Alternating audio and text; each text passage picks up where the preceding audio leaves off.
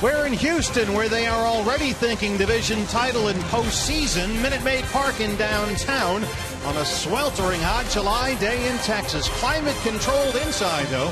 This is a tough place to win. Astros 36-17 at home this year. They've won 7 straight here. But the D-backs coming in with a 5-game winning streak, winners of 6 of 7 after a sweep in Seattle. It's the Diamondbacks and the Astros on Fox Sports Arizona. And good evening from Minute Maid Park. Welcome to the broadcast. Steve Berthume, Bob Brenly along the way. It's the Diamondbacks and the Astros, the first of a 3-game weekend series. This is one of the best teams in baseball. They just got their first ever sweep over the Angels. They lead Anaheim by 2 games atop the AL West. Scott Kazmir, who they added last week, was brilliant last night. And now tonight, Bob, Carlos Gomez makes his Astros debut. And Mike Fiers will be activated before tomorrow's ball game. There was no question whether the Astros were going to be buyers and sellers. They were definitely looking to upgrade, and I think they were able to do so. Scott Kazmir, one of the hottest pitchers in all of baseball in the month of July, and Carlos Gomez will plug that gap that they have out there in center field.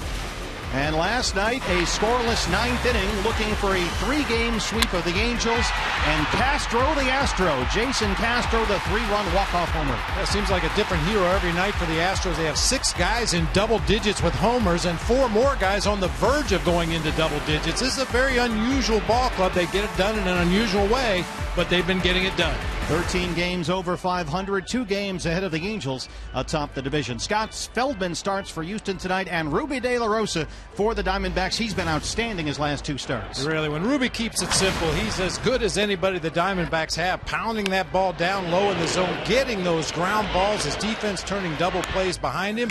For a guy that throws in the upper 90s, it must be a little boring just to throw ground balls at 92, 93, but that's when he's at his most effective. Well, the Astros are rolling right now. This will be a good test for Chip Hale's Diamondbacks after taking 3 of 3 at Safeco Field from the Mariners. The hometown boy, Paul Goldschmidt, back in Houston. The first of 3 against the Astros. It's Diamondbacks baseball on Fox Sports Arizona. First pitch coming up.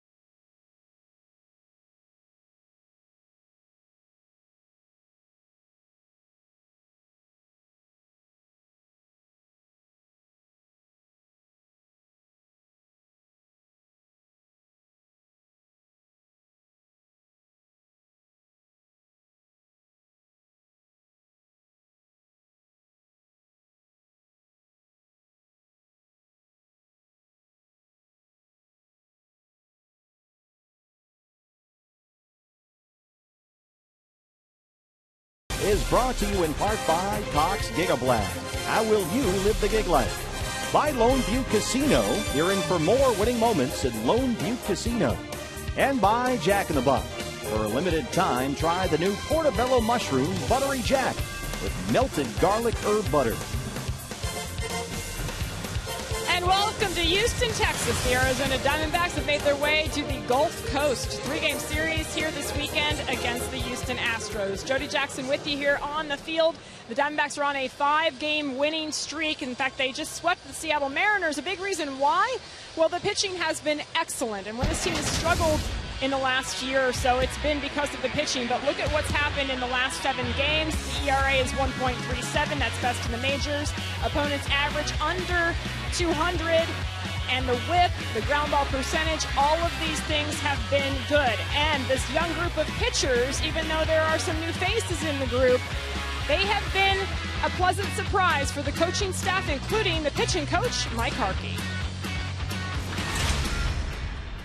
We have a lot of guys out there trying to get better at a lot of different things. You got Corbin trying to get stronger. We got Robbie Raichwood trying to develop better fastball command with a better breaking ball.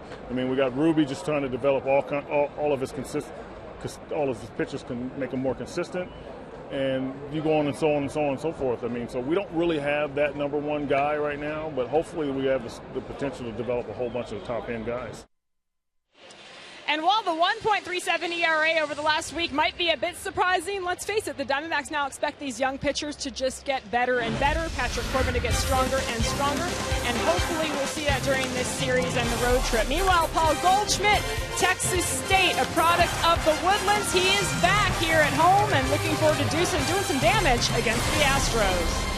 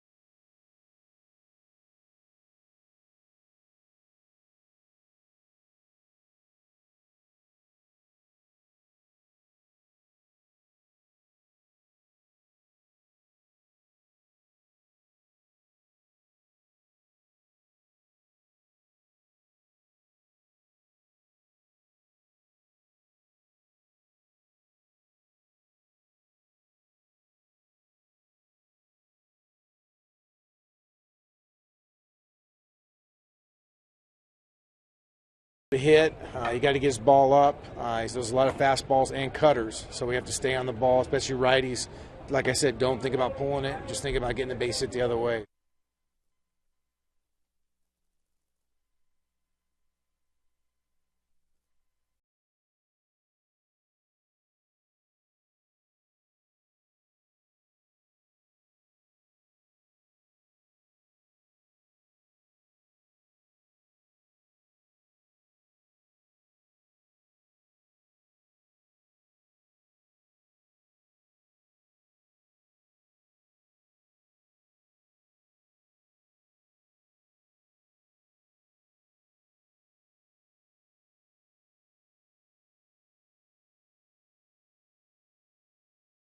Six of their last 7, now back within 2 of 500 for the year. And coming off their first ever series sweep of the Mariners, set to begin the second leg of this 10-game road trip after taking all 3 at Safeco Field in Seattle. Carlos Gomez, just acquired by the Astros from the Milwaukee Brewers, set to make his Houston debut. The Astros 9-3 since the All-Star break, and holding a 2-game lead over the Angels atop the AL West at the start of play today. They have outscored their opponents 61-33 in the second half of the season so far. Now they have added even more depth and another bat in their outfield. A hot, sweltering July day in Houston, Texas, but we are climate-controlled indoors. Your Arizona Ford starting pitcher for the Astros, it's veteran right-hander Scott Feldman, a big guy out there at 6'7". He hasn't won since May 26th, just his third start after coming back from a knee injury. Here's D-back skipper Chip Hale. He's a veteran guy. You know, he's going to give you something to hit. You got to get his ball up. There's a lot of fastballs and cutters, so we have to stay on the ball, especially righties. Like I said, don't think about pulling it. Just think about getting the base hit the other way. Scott Feldman out nearly 2 months after tearing the meniscus in his right knee at the end of May. 0-1 in 2 starts since he returned from the DL. Pitched very well last Saturday at Kansas City. 7 2/3 innings of 4 hit balls. And really no surprises from Scott Feldman. He's going to rely on a sinker-cutter combination. He has a good curveball that he'll drop in there, especially against the left-handed hitters for strike one. Has a straight changeup that he rarely uses, but everything just down, down, down. This guy's a serious ground ball pitcher. He'll cut the ball in on the lefties, sink it away from the lefties. He's a veteran guy. He knows, like Ruby De La Rosa is learning, that it's much more efficient to keep the ball down in the zone, get early, quick outs. A lineup for Chip Hale's Diamondbacks tonight. And Inciarte out in right field tonight, leading off A.J. Pollock in center. Paul Goldschmidt at first base. David Peralta out in left field. Wellington Castillo only has 3 hits in his last 3 games, but they've all left the yard. Jake Lamb at third base, Yasmani Tomas DH, and Chris Owings at second, and Nick Ahmed at shortstop. Lance Barrett is our plate umpire. Ender Inciarte, the leadoff man. And here we go from Houston, Texas, the first of 3. The Diamondbacks and the Astros. Ender jumps on the first pitch and lines it right to Jose Altuve. It's a good thing he's low to the ground. 1 pitch, 1 out. A lineup for A.J. Hinch's Houston Astros.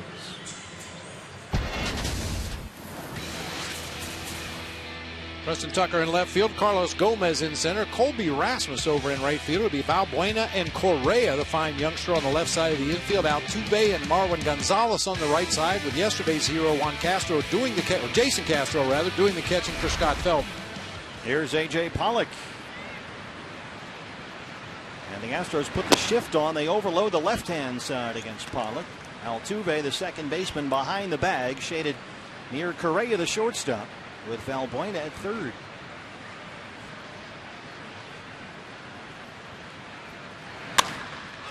Fly ball deep center field, a test for Gomez.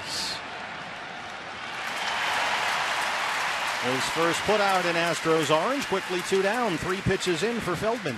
We wanted to get this one in quickly tonight. Our keys to the game brought to you by Valley Honda. It worked so well against King Felix and the Mariners yesterday, or 2 days ago rather, up in Seattle. Diamondbacks are going to use the same approach. Attack, attack, attack, especially in that first inning against a veteran guy that likes to get established. They were able to throw King Felix completely off his game a couple of days ago. And for Ruby, just keep it down, keep it on the ground. Here's Goldie. The Houston native back in town. He looks at strike 1. Paul Goldschmidt, 347. The batting average leads the National League. He trails only Nolan Arenado for the RBI lead.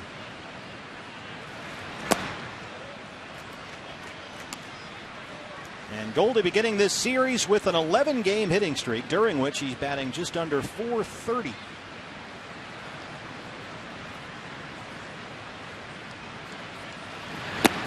And his first inning domination of opposing pitchers continues. He's hitting .405 in the first inning of games this year, slugging over .700. We talk about it all the time. Goldie shows up at the ballpark ready to hit. Grew up a big Astros fan as a kid. He's ahead 3-1. He has, however, struck out 4 times in 6 at-bats against Scott Feldman. He's got that big, loopy curveball. It's kind of odd because Feldman really isn't much of a strikeout pitcher. Occasionally, in certain situations, he'll try to punch guys out. Blast the 3-1 pitch into the seats, down the line and foul.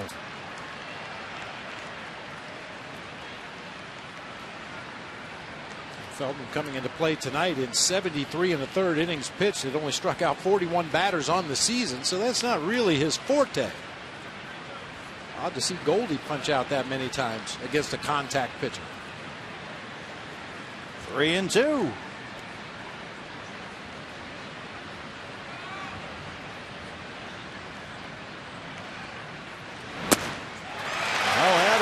strikeout to the list. A 9-pitch first for Scott Feldman. Here comes Ruby. We are just underway in Houston, Texas.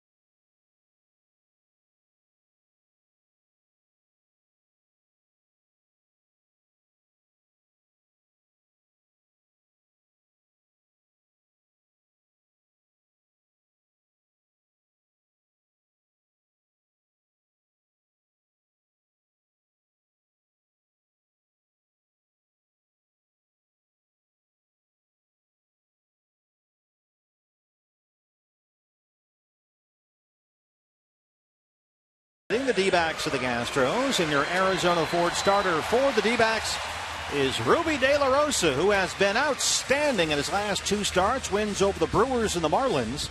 Only 1 run and 9 hits allowed in his last 15 innings of work. We asked Chip Hale earlier today, what has been the key for Ruby? Down, down, down is the key. It's got to be down there, and like I said, when he's good, he's getting ground balls, and even when he makes mistakes and lets guys get on, he gets double play balls. So we're hoping he stays down there, and we don't want to walk guys when we don't have to. The numbers on Ruby. He's been like a volatile stock this year. Lucrative highs, rock bottom lows. He's hot right now. Buy on Ruby, Bob. He's won his last 2 starts. Down, down, down, and buy. You see the numbers for Ruby on the season, and I think the improvement recently, besides keeping the ball down, is the fact he's just throwing more 2-seamers down in the zone. Instead of trying to overpower opposing hitters with 4-seamers up. Jose Altuve jumps on the first pitch and pops it up into the seats. Yeah, here you see the 2-seam fastball use this season. First couple months of the year, he used it about 9% of the time. Got ground balls about 47.5% of the time. But you can see July 20th until today, using it almost a quarter of the time, and 3/4 of his outs have been on the ground. 0-1 to Altuve. He's in there at .302 and 9 home runs. The 9 home runs already a career high, but that OPS down nearly 60 points from last season when he led the major leagues in hitting. 5'6" tall, Altuve off the glove of Ahmed, who clanked it. It was hit right to him, and it rolls into shallow left field. Altuve's aboard. Here comes for his first Astros at bat, former Brewer Carlos Gomez, acquired yesterday.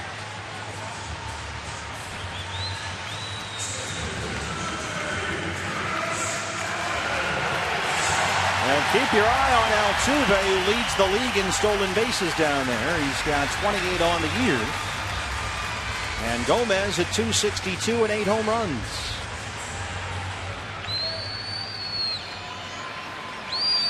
.28 steals. He's been caught 9 times.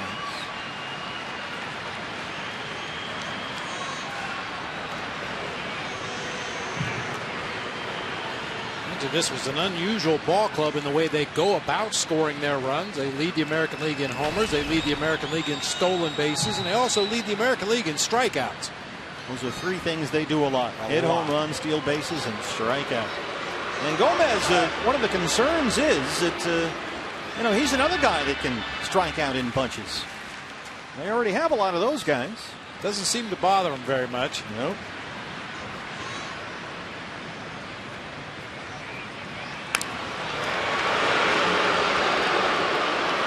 Gomez striking out about 22% of the time this year. They'll keep an eye on Altuve. But this guy can play, coming off a pair of 20 home run all-star seasons in Milwaukee. Looking for more production from their outfield, and they think Gomez can be the guy. He arrives here in Houston only one home run shy of 100 for his career.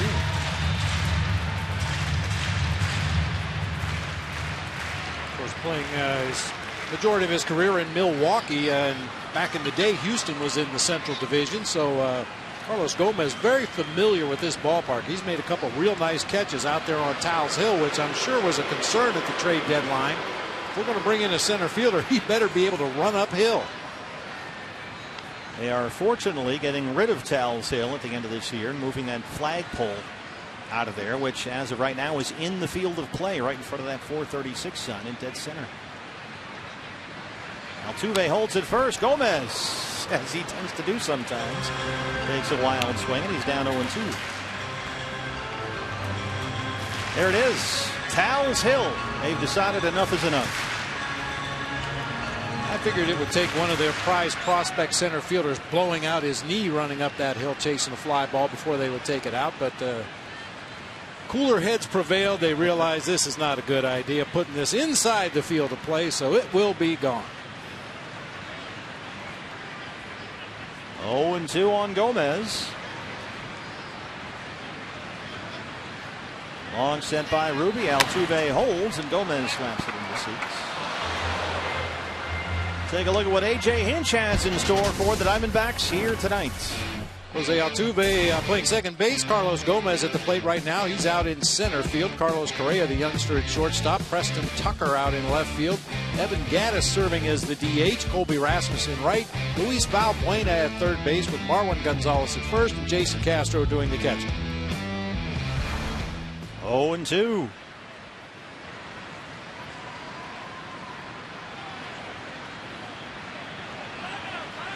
Very strange time of day here with the light that comes pouring in through those windows just above the train tracks in left field. I wonder if that had anything at all to do with Nick Ahmed not catching that Altuve liner that was hit right to him. It's just sort of a weird mix of natural and artificial light in here right now.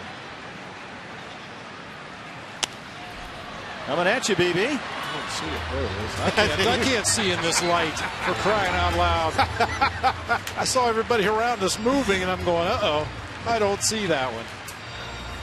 So far, 4 pitches, 4 fouls to Gomez, who's still down 0-2. There's Nick, who had that ball hit right to him, but just couldn't corral it. So Altuve's aboard. I'd venture a guess that was a knuckleball that Altuve hit out there to Nick Ahmed. A sure-handed defender like Nick is only going to miss a ball that has erratic movement. Fly ball, left center field. A.J. Pollock, that's the first out. Take a look at the Diamondbacks defensively around Ruby De La Rosa tonight. Ender Inciarte out in left field. A.J. Pollock just made the catch. He'll be out in center with, or rather, David Peralta in left, Ender Inciarte in right, Pollock in center, Lamb and Ahmed on the left side of the infield with Owings and Goldschmidt on the right side. Wellington Castillo and his red-hot bat behind the plate for right-hander Ruby De La Rosa. Well, here is the franchise, Carlos Correa. Only 20 years old. He's played in just 44 games, but still leads all American League shortstops with 9 home runs. He's at 297 on the year. And this guy already a star, less than 50 games into his big league career. The first overall pick in the draft 3 years ago.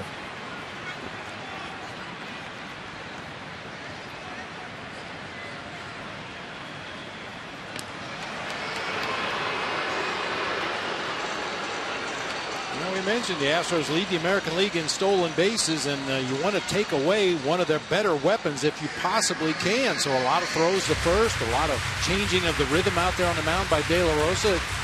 Very well could be a slow-paced game if Astros get on base, but in order to beat this team, you've got to slow them down. Yeah, the Astros lead the major leagues in home runs. They lead the American League in stolen bases, and they also play very good defense. Well, Ruby's thrown almost as many pickoff attempts as he has pitches so far. 6 pickoff attempts, 8 pitches. Are the pickoff attempts low? Keep it down. Keep it down. Altuve holds it first. That misses up and in. It's 1-0 to Correa. Of course, the best way to keep him from stealing bases is not to let him get on base. But once they're on, you really do have to pay a lot of attention. Slow them down. Keep the crowd out of the ball game. It's funny watching Altuve stand next to Goldie. He's standing on the base, and he still comes up to about his waist. Get a look at that mixture of light in the seats behind Goldie. Swing and a miss, and it's 1-1. The fans along the right field line in that corner there really getting blasted by the sun in their eyes right now. It's a lot like Denver, Coors Field that way. These big panes of glass over the train tracks, and that light comes streaming through. That's what you're looking at. 1-1 pitch. And the game has come to a screeching halt. Correa hot right now. He's hit safely in 4 straight, 12 of his last 13. And batting over .360 during that span.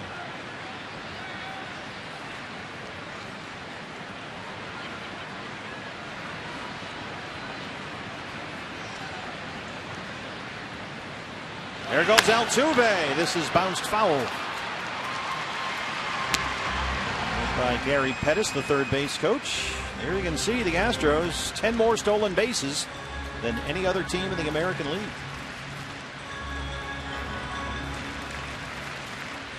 No question, Altuve leads that parade with his 28. Jake Marisnick with 14.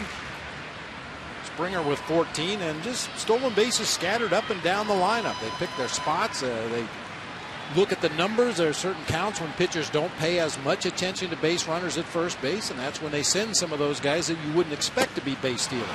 Ruby strikes out Correa. 2 down. First strikeout for De La Rosa.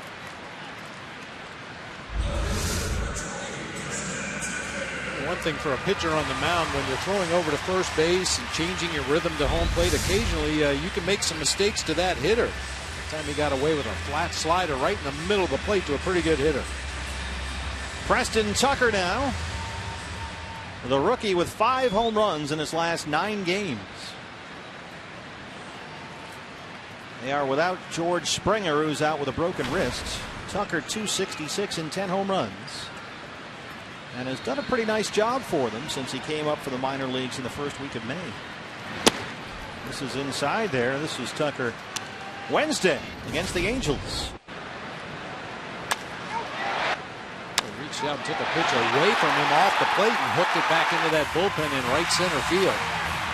Well, lefties had given Ruby some problems prior to his last start against the Brewers. Left-handed batters were hitting .310 with 16 homers against him, but against the Brewers last Saturday, lefties went 1 for 11. A little chopper. It hits Altuve, and that's it. He's automatically out. That's the end of the inning. A bouncing ball in the hole between first and second, and Altuve ran right into it. You're out. That's the end of the first. No score in Houston.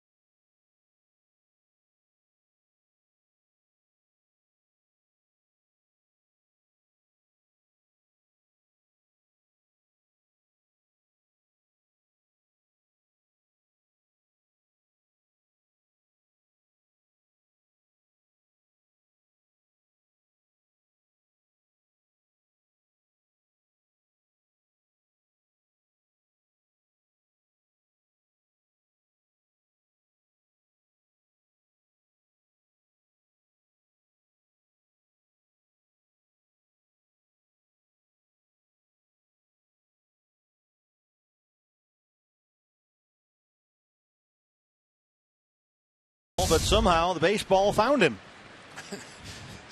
It was a slow hit ball, too. I don't understand how he ran into that ball. In case you're scoring at home, the defender that's closest to the play, which in this case with the shift on was the third baseman, Jake Lamb. So you put a 5 unassisted, the out on Altuve, and credit Hunter with a base hit.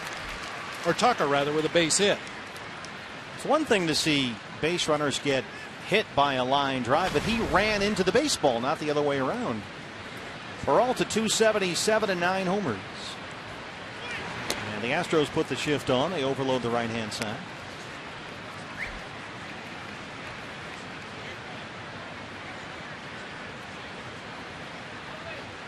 Correa, the shortstop over there, with second base umpire Dale Scott. And he hits right into the shift. A one-hopper right to Altuve. One away.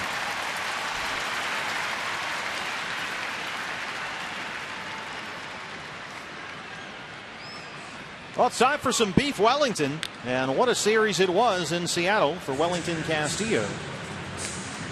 235 for the season now, 10 home runs, 3 homers in 2 games at Seattle. 2 Wednesday off King Felix. It seems like recently Wellington has either hit a homer or been hit by a pitch. That's true. He said he was guessing right along with Felix Hernandez at every pitch. Apparently he guessed right. One of those days. It's a good day. With the Diamondbacks almost 280 and now 8 home runs.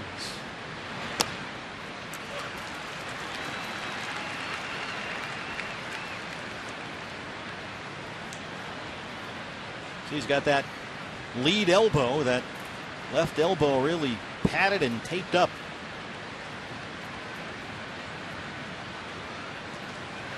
Shift is on again for the Astros. They are one of the most sabermetrically inclined teams in the major league, so they are shifting with every batter here. Altuve, the second baseman, on the shortstop side of the bag.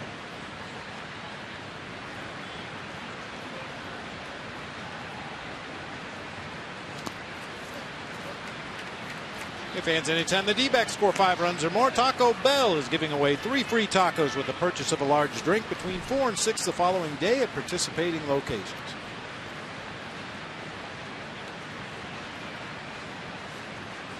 2-1 on Wellington Castillo. Jake Lamb on deck.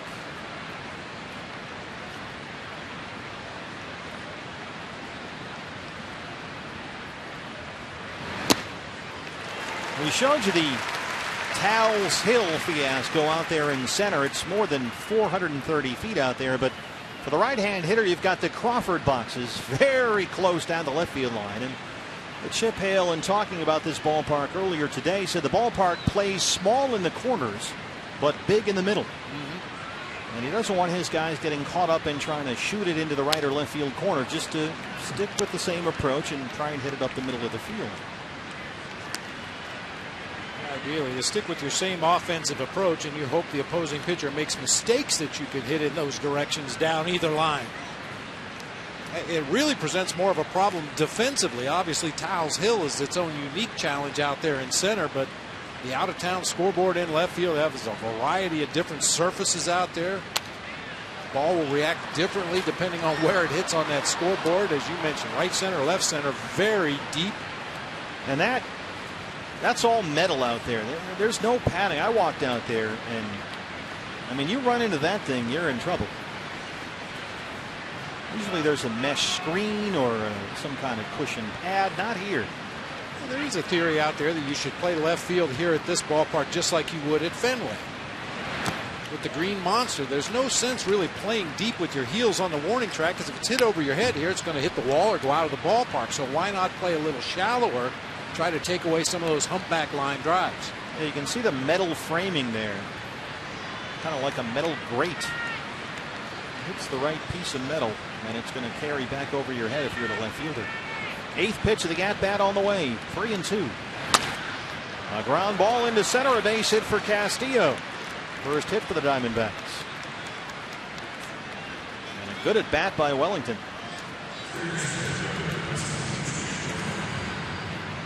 Here's Jake Lamb. Everybody shifted over to the left side. Wellington with an inside out swing will limp on down to first base, still feeling some of the effects of that strained hamstring muscle. So here's Jay coming off a very successful homecoming to his native Seattle. 3 hits and 3 walks in the series sweep of the Mariners, the team he watched for and rooted for as a kid. And the shift is on again for the Astros. Lamb at .278 and 2 home runs.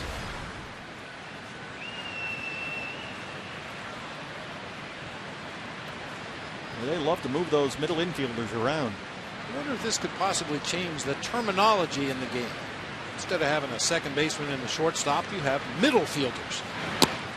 Instead of having first baseman and third baseman, you have corner fielders. Well, we used to have a strong safety and a free safety in football. Then everybody went to these crazy alignments, and some teams have tight ends, sometimes some teams don't. So now you're just safeties. 1-1. That would complicate the scoring. It's already complicated enough. I'm not suggesting a change, but you are on the cutting edge. You know? I mean, robot umps, and I mean, you're a forward thinker. By the way, speaking of Seattle and the trip there, I'm hoping to see some fishing pictures from your expedition on Wednesday. You just may be in luck. I heard it went well out there. I was surprised they got you in a boat, first of all. I mean, you're kind of like Roy Scheider in Jaws. You like to stay on the land. I was promised there would be no big waves. You know, maybe you catch a wake off a boat from time to time, and it was very smooth, beautiful day to be out on the water. Oh yeah, you guys hit the jackpot. It was great. 2-2 on Lamb. Ground ball. How about that stop by Correa? But the throw is high. It pulls Gonzalez off the bag, and Lamb's aboard. Castillo's in at second. Carlos Correa, the shortstop, the shift on from the second base side of the bag, and the throw was too high. Well, he made a half a nice play. Good diving stop there. Fielded that ball behind him, nearly on the outfield grass, but his throw is too high. Pulls Gonzalez off the bag down there. Diamondbacks have him at first and second. E6 on the throw. First and second, 1 out for Yasmani Tomas. It's still odd to think of the Astros for some reason as an American League team, so you tend to forget the DH is in play for the Diamondbacks in this series once again, and tonight it's Tomas.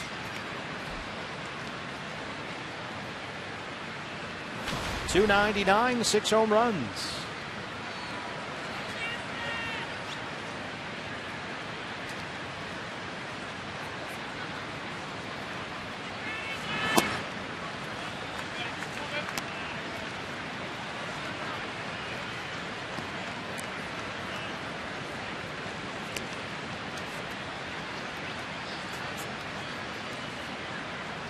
Yasmani, a pair of hits in the win Wednesday at Safeco Field, including a double. He leads all National League rookies with 27 multi-hit games. And he's got a base hit here. It's into right center. Wellington Castillo will take the turn. He will score. Lamb is into third. And it's 1-0 Diamondbacks. An RBI single for Yasmani Tomas.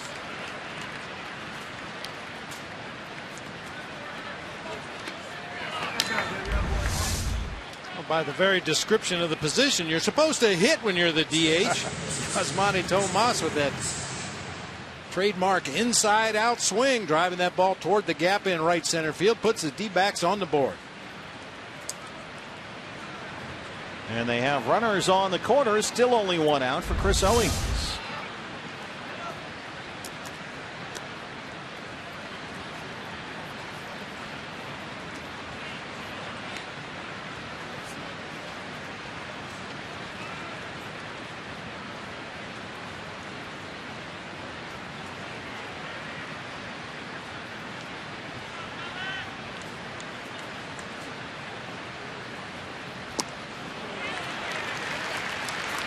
You know, looking at where the left fielder Preston Tucker is positioned, it's a little bit like they play right field at AT&T Park in San Francisco. You can see he's way over there near that corner of the out-of-town scoreboard. Anything hit down the line in left is going to be a sure double, probably not enough to be a triple. So he wants to try to take stuff away in that gap in left center field where you could possibly hit a triple. It's a deep corner in there in left center field. Owings takes it. It's 1-1.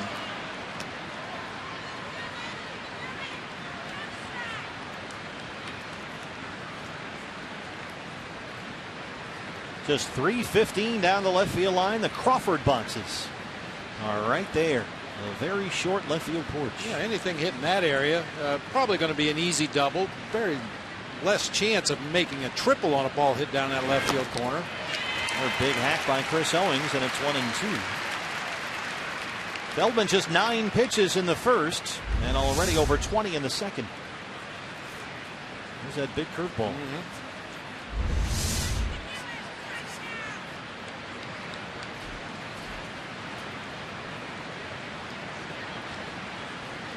Feldman's one of those guys that can cruise along just throwing sinker, cutter, sinker, cutter, sinker, cutter when his command is good and he's keeping the ball down. But when he gets in trouble, he'll break out that big curveball. You may see a change up from time to time.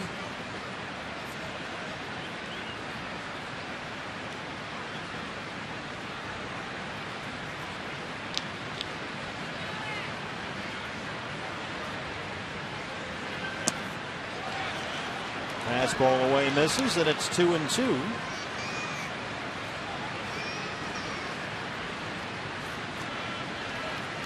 Scott Feldman, parts of 8 seasons in Texas, once a 17-game winner with the Rangers. His second season in Houston, made 29 starts last year, a 3.74 ERA. 2-2 pitch. Strikes out Chris Owings. 2 down, brings up Nick Ahmed.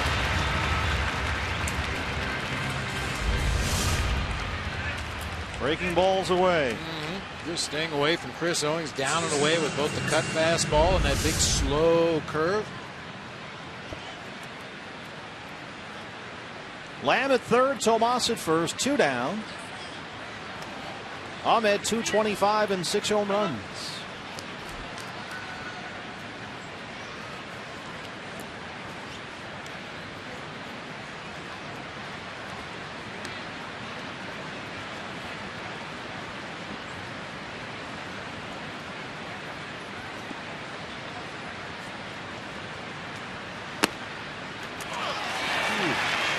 Strike one, says Lance Perry. That's a tough strike to take right there. Talk about making this guy get the ball up. This is a pitch you do not want to swing at. Down below the bottom of the strike zone, almost surely guaranteeing the ground ball if you do swing at it.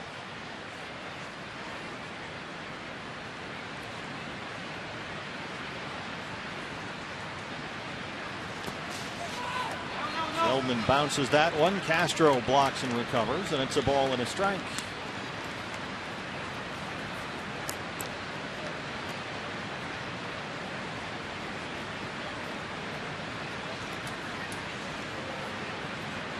Nick had a pair of hits and RBIs. He played 2 of the 3 games at Safeco Field in Seattle this week.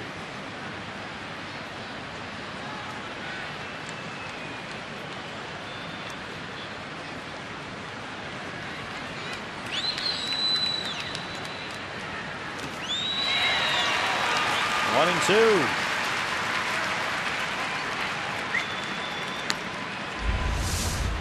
Something to take note of if you're over there in that Diamondbacks dugout. When he gets in trouble, runners in scoring position, he's thrown a lot of curveballs here to the last 2 hitters, Chris Owings and Nick Ahmed. That big loopy curveball, a lot of drop on it. Lamb over there at third. Yasmani Tomas at first. 1 run already in.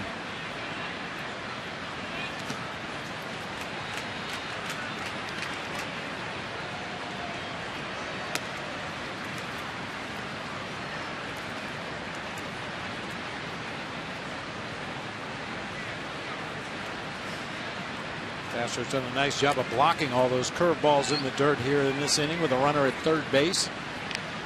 With a 2-strike count on the hitter, 2 outs in the inning. If Yasmani can read one of those curveballs in the dirt and take off from first base, it might be a tough play for Jason Castro to make a good throw to second base. High chopper, first base. Gonzalez is on it. Feldman covers. And the Diamondbacks strand 2, but they get one. Yasmani Tomas, the RBI single, RBI number 38 on the year. Bottom second in Houston. Diamondbacks lead the Astros 1-0.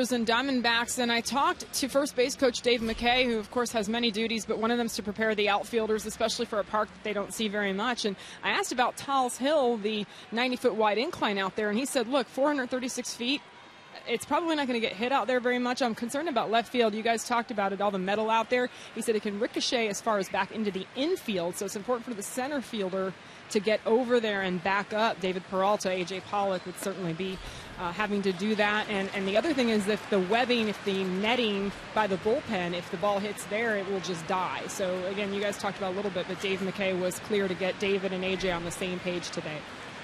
Well, this guy will bang a few off the walls. It's Evan Gattis, who is the closest thing baseball has to the Incredible Hulk. 246, 16 homers. He leads the Astros in RBIs. And everything about him up there suggests raw power. No batting gloves. Big burly guy up there.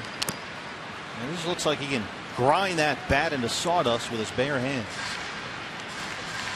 Former Atlanta Brave. Looks like the kind of guy, instead of taking batting practice in the offseason, just goes out and chops down an entire forest. You know, looks like a lumberjack. With a butter knife. Very productive years the last 2 years of the Braves, and they thought he'd be a perfect fit for this ballpark, and they've been right.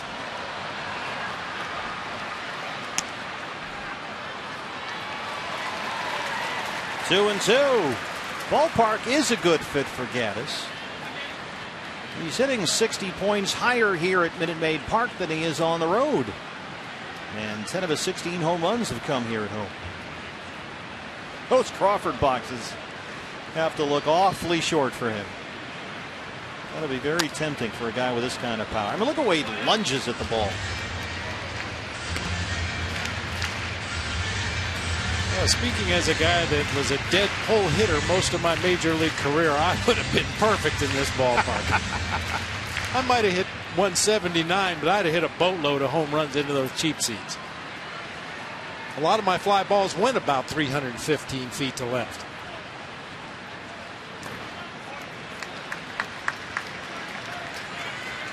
Three and two. See if he takes advantage Oh, yeah. Yeah, he does.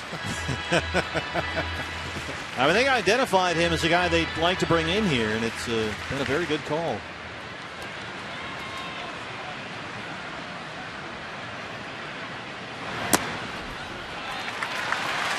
A leadoff walk.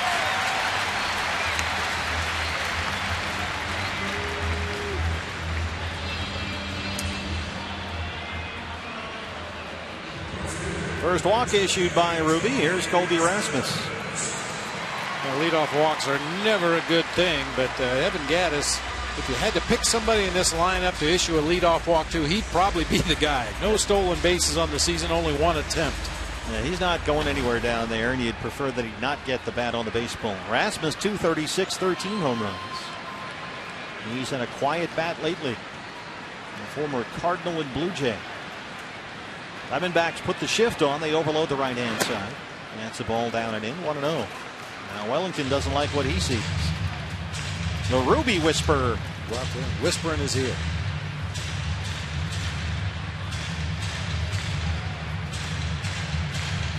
Ruby has shown us a number of times this year he can dominate opposing hitters if he keeps it on the ground.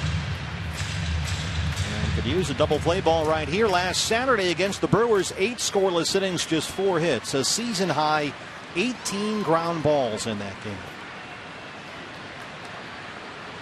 1-0 to Rasmus.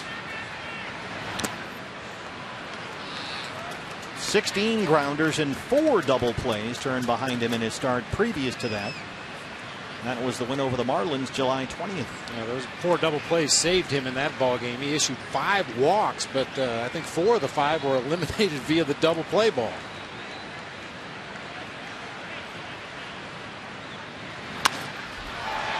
Pops it up, headed for the left field corner, Peralta.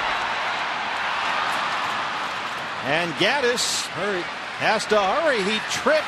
For some reason, he was still heading to second base as Peralta was catching the ball. And then tried to plant, stumbled, got up, and just did make it back in time. He got almost all the way to second, kind of spun his wheels there as he changed direction to go back to first, and the throw just a little bit too late to get him there. Well, here's a guy you have to be careful with. It's Luis Valbuena, who was playing first base last night. He's in at third tonight. They're sitting Jed Lowry, who's just back from a thumb injury. But Valbuena, he's hitting just under 200, but already with a career high 19 home runs. He leads the Astros in homers.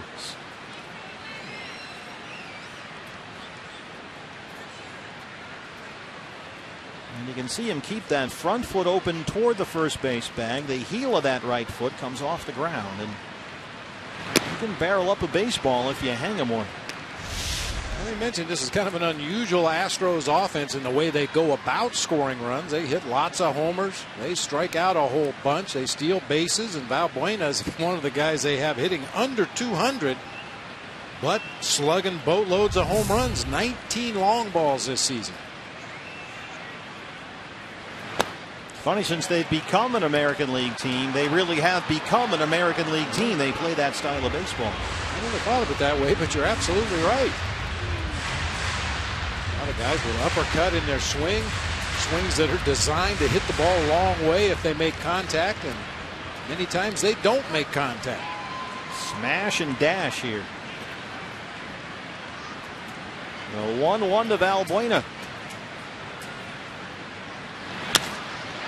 He lifts this out toward the Crawford boxes. Boy, it gets out to that warning track so quickly because it's just so short out there. But that's the second out. Brings up Marwin Gonzalez.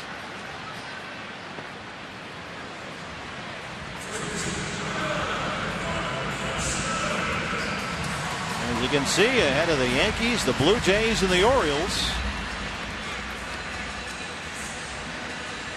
All those teams playing in great hitters' parks. Marwin Gonzalez in there at first base tonight.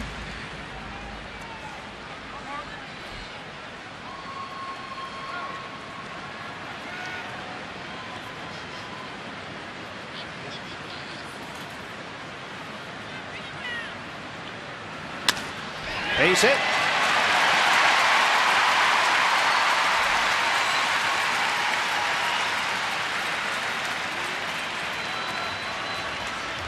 Marwin Gonzalez, a nice piece to have on any ball club. He's a little bit similar to Cliff Pennington in that he can play anywhere on the field.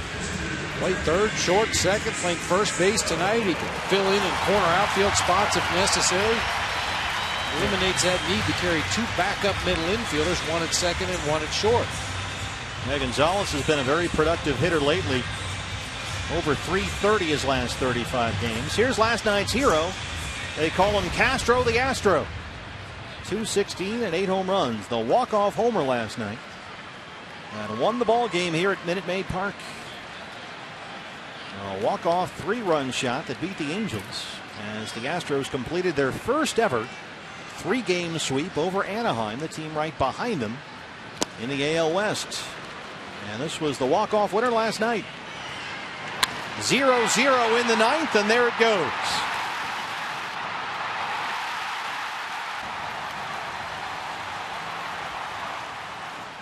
Hoping for a little hangover or a letdown today after the big series sweep of the team chasing them for that American League West division title.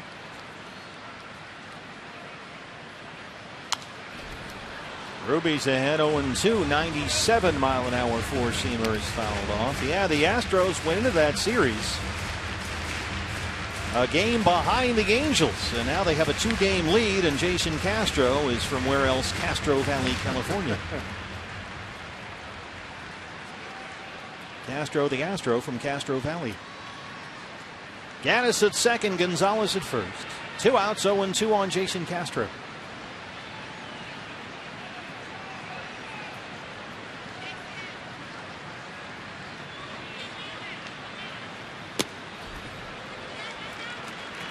Yeah, the Astros are a young team.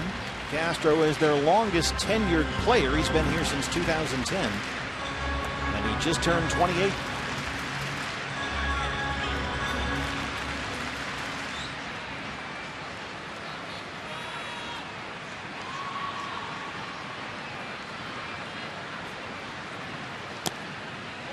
Figures A.J. Hinch would have a Stanford guy catching for him. That makes sense. There's a slide rule in his back pocket. Here's the former D-back doing a very good job here in Houston. 2-2.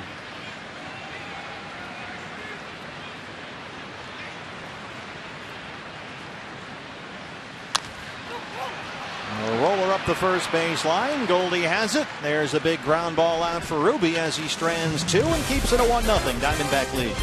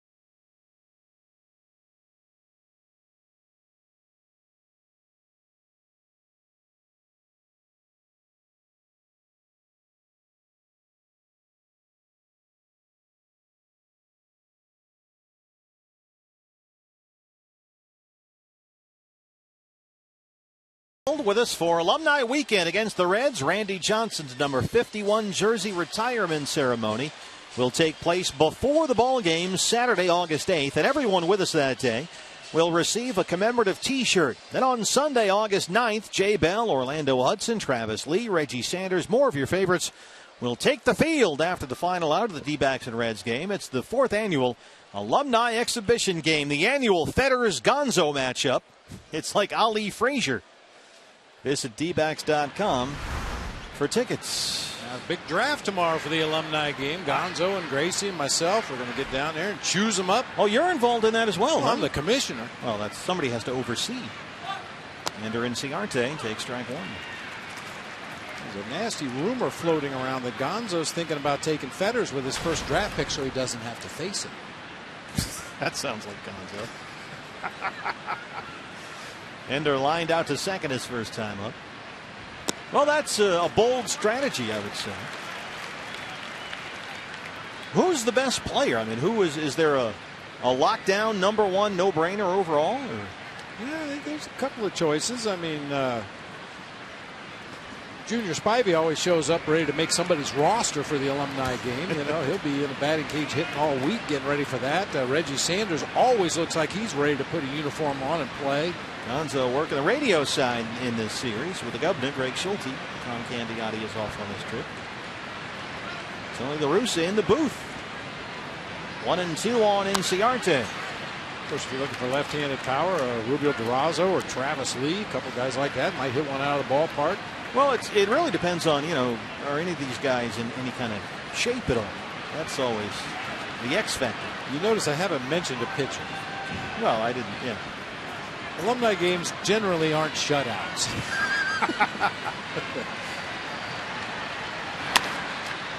Feldman snags it. Well, Enders hit 2 balls hard right at Astros defenders. And he's 0-2. Well, speaking of Gonzo, we want to congratulate his boy Jacob Gonzalez, who committed to go play baseball at Texas Christian University today. Yeah, Gonzo was receiving a lot of congratulatory handshakes here in Texas. Everybody was thrilled, and he's going to be a TCU Horned Frog. Said he went down there, made his visit, and he was all in. Loved it. That's a great program down there. Yeah, he's going to be a really good player. Already is. A.J. Pollock flying out to center his first time.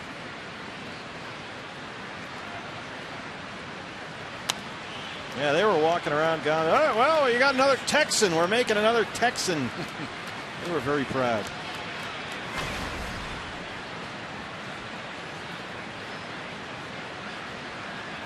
AJ 305 and 11 homers.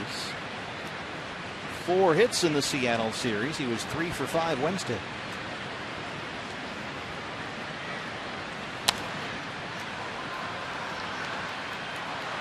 No, Bob, the Diamondbacks have scored first here tonight, and recently that's been a good thing. Yeah, during the 5-game win streak, all 5 games they scored first. You see the team ERA, opponent's batting average. They've averaged 5 runs a game in those 5 wins. And they score first tonight, a run in the 2nd inning. And you look at the flip side, the pitchers have not given up a first inning run. You have to go all the way back to July 10th. Chase Anderson's start against the Mets gave up 4 in the first. Diamondbacks pitchers have not given up a run in the first inning in their last 16 games. The pitching has been outstanding as of late. Well, remember back early in the season where if you got through the first inning with only 1 or 2 runs, you felt pretty good about it, but the pitching has really settled in. AJ lifts it in the air toward the Crawford boxes, but it's fouled. Seems like every night the starting pitcher was at 24, 25, maybe 30 pitches in the first inning, really struggling just to get the game underway. Well, it seems like what we're watching here is the development and the evolution of a young pitching staff. Guys over the last, not just during the 5-game winning streak, but really the last 6-8 weeks. Ellickson and De La Rosa, Robbie Ray. And now Zach Godley as well. 2-2 now on AJ. Chip Hale was talking about Archie Bradley before the ball game today. Archie is supposed to throw at Salt River over the weekend and then maybe head out to a minor league rehab assignment. So hopefully that's not too far away. And Chase Anderson is feeling good and due to start throwing as well. Up the middle. The shift is on, and Altuve is right there behind the bag. A long stretch by Gonzalez at first. C.B. Bucknor says, yep. The foot is on, and that's the second out. Here comes Goldie. Perfectly aligned defensively. Right over the mound. I mean, in years past, that's a base hit. 100 times out of 100, you hit that ball past the pitcher right back up the middle of the field that hard, you get a base hit. It's a new era. Yes, it is. Adapt or die. Goldie struck out his first time up. He has had no luck in his career against Scott Feldman. By the way, Tony La Russa will join us coming up, talking about the trade deadline, which was crazy today for the Diamondbacks after there was some big rumors floating around out there. Just stood pat. No moves. That one got Castro. So Tony La Russa, the chief baseball officer, will join us in the booth here. 50 pitches now for Feldman, 32 strikes.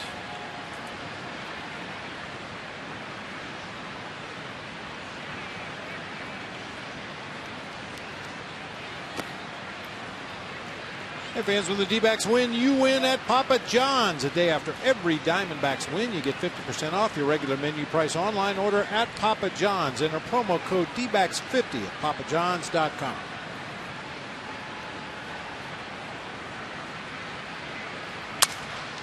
Reaches out and rolls it off the glove of Gonzalez. Feldman is over there, but they can't make the play. Goldie eats it out. It kicked off of Gonzalez's glove and rolled away from him toward the second base bag, and Goldie's aboard. This has not been a great defensive ball game so far for either side. That's a base hit. Yeah, I mentioned Marwin Gonzalez, a valuable utility guy, plays all over the field, but first base probably his least experienced position. And just clanked that backhand play. Goldie busting it down that first base like he always does. Able to leg it out. A chance for David Peralta. Third hit for the Diamondbacks. Peralta grounded out his first time up, 0 for 1.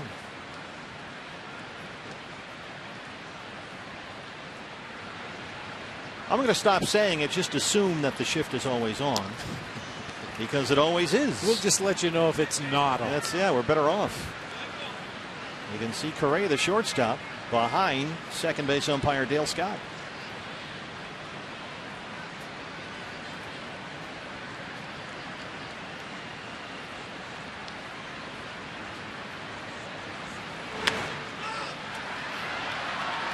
One. Well, it's been a very busy trade deadline this year.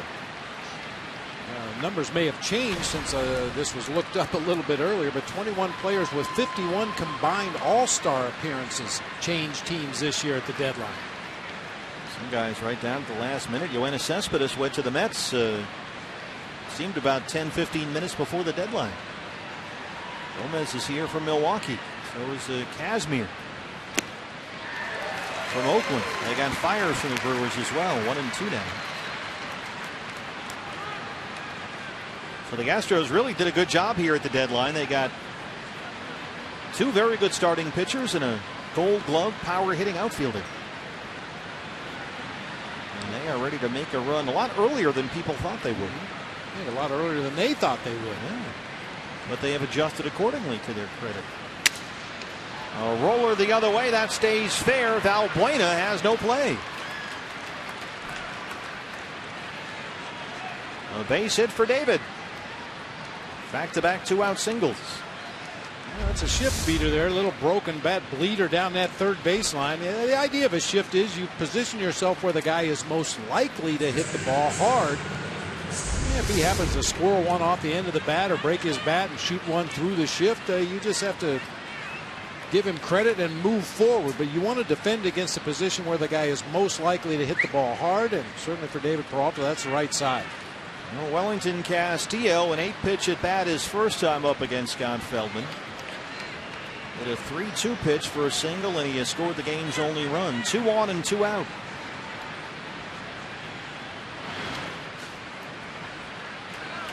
Speaking of shifts, There were twice as many shifts in the 2014 season as there were in the 2013 season, and already this year, more shifts this season than all year last year. We still have 2 months to go.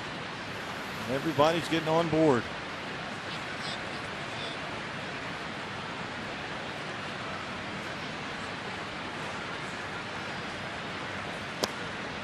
In there for a strike, 1-1.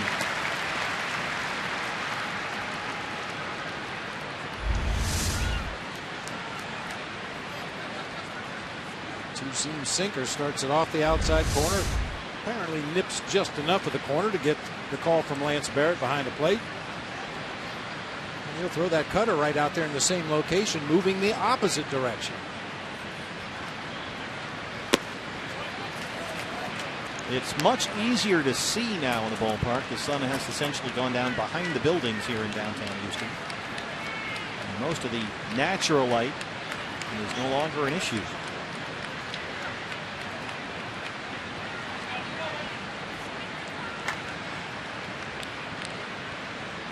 Two balls and a strike.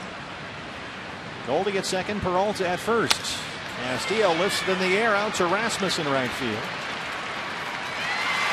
And Feldman strands two, bottom third at Minute Maid Park. Diamondbacks lead it 1-0.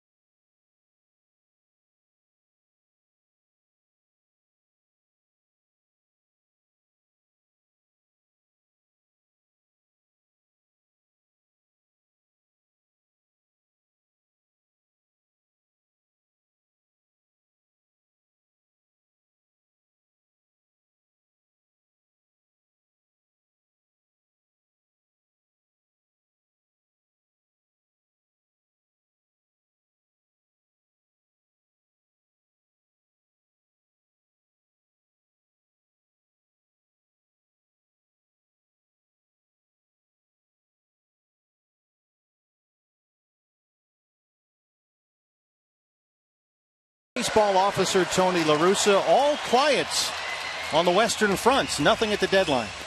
Well, it was quiet because nothing happened, but I guarantee you it hadn't been quiet for the last 2 or 3 weeks. Our guys, Stu, DeJohn, Brian Manetti, our scouts, Mike Russell, they really worked. There was a lot of activity, but we're just in a little different situation than we were last year. You know, we had guys that we wanted younger guys to come in and play. This year, most of the core is looking good, and so we're very specific with our needs, and it just, no matter what the conversations, the fit was never there. Your needs meaning what you need on the field or what you needed to get back in return? Mostly what we need on the field and what you didn't have to give up. Right. And it's still the case where, you know, good news, bad news. The good news is that we have really stocked our system. Bad news that now clubs really want to get at them, in our opinion, in an unfair way. But, you know, the one thing I'd say, Jake Lamb knocks it down off the bat of Altuve, recovers and throws him out, one away. I've always felt one of the trickiest things about, I'm sure Bob knows this feeling, you get to the trade deadline and you start talking about needs. Well, the guys that you have hear that, and they say, well, wait a minute, they say I'm not good enough. So, you know, saying you're looking for a starter in the rotation, well, that's different because you got 5 spots. But, you know, we were really careful. We didn't want to pinpoint one position because it's just psychologically a negative And if you don't do anything, say, oh, they're stuck with me. So the reality is that we like our club, and we have specific needs, and we will still try to fill them. Well, here's one of the guys the Astros went out and got, Carlos Gomez. There isn't specifically a closer. Brad Ziegler's done a tremendous job, but oftentimes he's better served in the 7th or 8th inning. The name that fans heard a lot was Aroldis Chapman. What can you tell us about the possibility of that? We had conversations. I guess there are differences of opinion, but I think most people now will understand that championship clubs are built on the pitching side at the front and the back. You pay as much attention to what you do the last 3 or 4 innings as you do the first 5 or 6. So, we have a lot of young potential relievers, but Chris always calling for it. Quickly 2 down. But as far as those guys coming in and right now being ready to get outs in the 9th inning of a major league game, it's unfair. We see Enrique Borgos, who we're really high on, but he has work he's got to do. So it's like a rotation. There are a lot of spots in that bullpen, so we did not think we were. We got to be honest, but we felt if there was, a guy like Chapman is a monster, and we tried, just didn't work. Carlos Correa. Well, one thing, it's fun to come back into Houston and see all these people here. It's a really real good sports town, and in the last couple of years it's been a little quiet, but it was quiet when Albert hit that home run. I tell you, that was quiet. Yeah. That was almost incredible time because they were buzz, and they had, they're going to the World Series. I mean, it was so loud you get a headache. He hit it, and as he said it, and as he came around third base, you could hear his foot hitting the turf. Wow, That's how no quiet. kidding. It was like somebody hit mute. Off Brad Lidge. Bob was here for that. Yeah, we were covering that game right? for the network, and I said it's the loudest I'd ever heard a ballpark, and then it got to be the quietest ballpark. I mean, just with contact, boom. Well, that's it. I look back, and you love the competition where both sides are talented and playing hard, but there's no cheap BS, And those years against Bagwell, Bijou, Berkman, same thing with our club. It was really, really good baseball, and we had a lot of exciting games. We had a great series in 04, but that one they ended up beating us in Game 6, and they had their first World Series. We mentioned Craig Biggio inducted into the Hall of Fame this year. I know he was a thorn in your side for years. What a gamer! And when you listen to the introduction, you realize, the doubles, the stolen bases, the multiple positions, the home runs. He had 200-some home runs, 3,000 hits. Talk about a well-deserved induction in there, and he got a lot of votes right away, but he belongs in that company. He was real, and he did it all for one franchise, which is always, I think, an extra special compliment. Craig Biggio bobblehead night here tonight. They are celebrating their new Hall of Famer all weekend long. 3-2 on their young shortstop, Carlos Correa. And I thought it was great. We talked about this a couple days ago, Tony, the fact that Craig Biggio singled out Matt Delante, a coach that had really helped him develop early on in his career. And I think everybody that goes into the Hall of Fame has a coach or a number of coaches or managers that have helped him along the way. It was really good to see Craig single him out the way he did. It's a terrific point. Bob, everybody talks about Craig's character, but I also think points up, for a while now, we've been rushing the kids so much that you have to coach at the big league level a lot, and it's good to give them credit.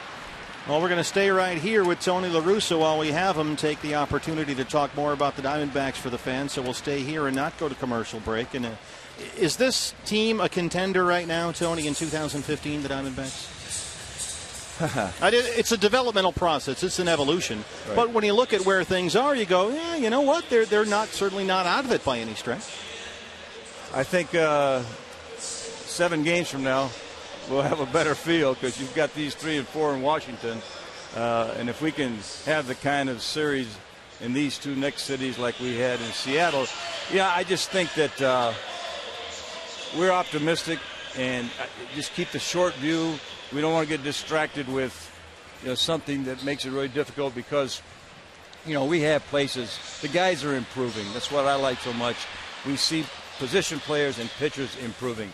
Are they the position that we can actually have a chance to play in October this year? That was one reason. I mean, it's not beyond the Ain't doubt that picking up somebody like Chapman, all of a sudden you get to the ninth inning, you win those games. But as somebody pointed out, rightfully so, Brad Ziegler has been doing exactly that for us. Sure and you can't do better than Brad's been doing. He's just a remarkable pitcher wherever you pitch him.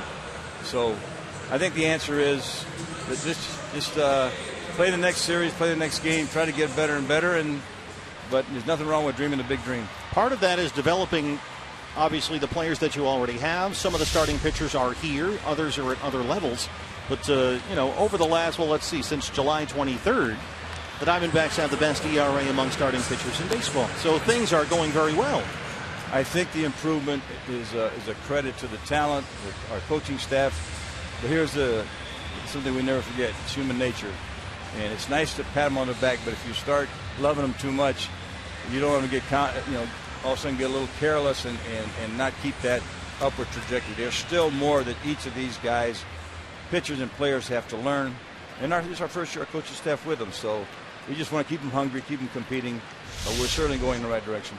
Jake Lamb will start the top of the fourth inning against Scott Feldman. Diamondbacks lead at 1-0. Yasmani Tomas an RBI single back in the second with Feldman at 60 pitches. Where can you tell us where Chase Anderson and Archie Bradley are right now in terms of their comeback from injury? Well, Chase is in really great shape. I think the rest was more important than anything.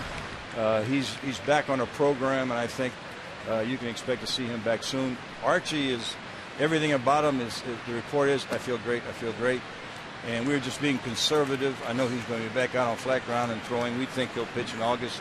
So we're just erring on the side of caution. Fortunately, now with the stuff that Stu and John, those guys have done, adding guys like, here comes Gomez. One away.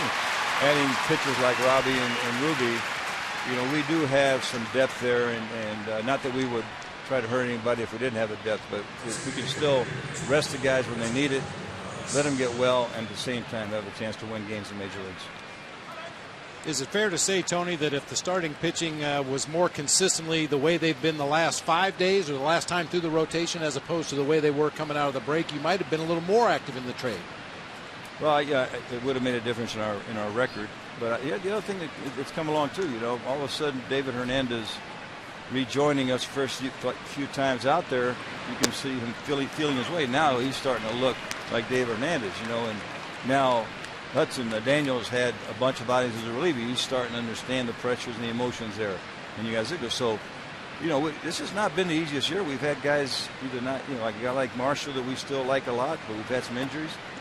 But I do believe that we were on the regular pace. It's tough to walk in here like Robbie and these guys, Alan Webster, and start pitching like Maddox. And this is the big leagues. It's a hard league. How about Yasmani Tomas, Tony? We've seen him look a little fatigued lately. The strikeouts have been piling up a bit. He's got an RBI single tonight. He's driven in the game's only run, but it looks like he's going through a bit of a down cycle here, which I guess is to be expected. We talk a lot about that, and that's one of the things we worry about our guys. When you get to September, there's an extra 30 days that you play. I think the other thing, it seems to me like, that's why we try to be so careful about the power thing. I think he's been trying to hook the ball a little more, swinging a little bigger. And, I even know that Albert talked to him recently, you come to this park or whatever, just stay short, stay hard to the middle, and you flip balls late or early. I just hope that he doesn't think that he has to generate more power, because he'll end up getting off the pitches and not being nearly as productive. Lines it out to Tucker, and it's a base hit. So Tomas productive tonight. He's 2 for 2. That's one of the things about him that we've seen. If you think about him hitting near 300, he's seeing guys for the first time. This is the big one. They're working him over, but he has a really, really nice stroke.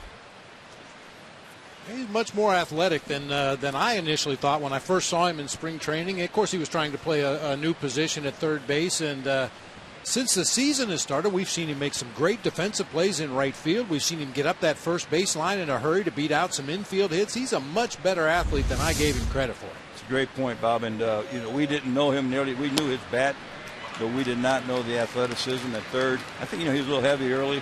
He's gotten a little bit better shape. But you're right. I mean, he's moved around the outfield, with really nice first step or two quickness. His hands are there. He gets it. Once he gets it going, the speed is at least average, maybe a tick above. So I think the athletic abilities have surprised us as well. 0-1 on Chris Owings. Chris has struggled to come back from the shoulder injury. What does the organization see with Chris Owings right now? Well, we have a special edge there. David Stewart, who knows Kemp so well.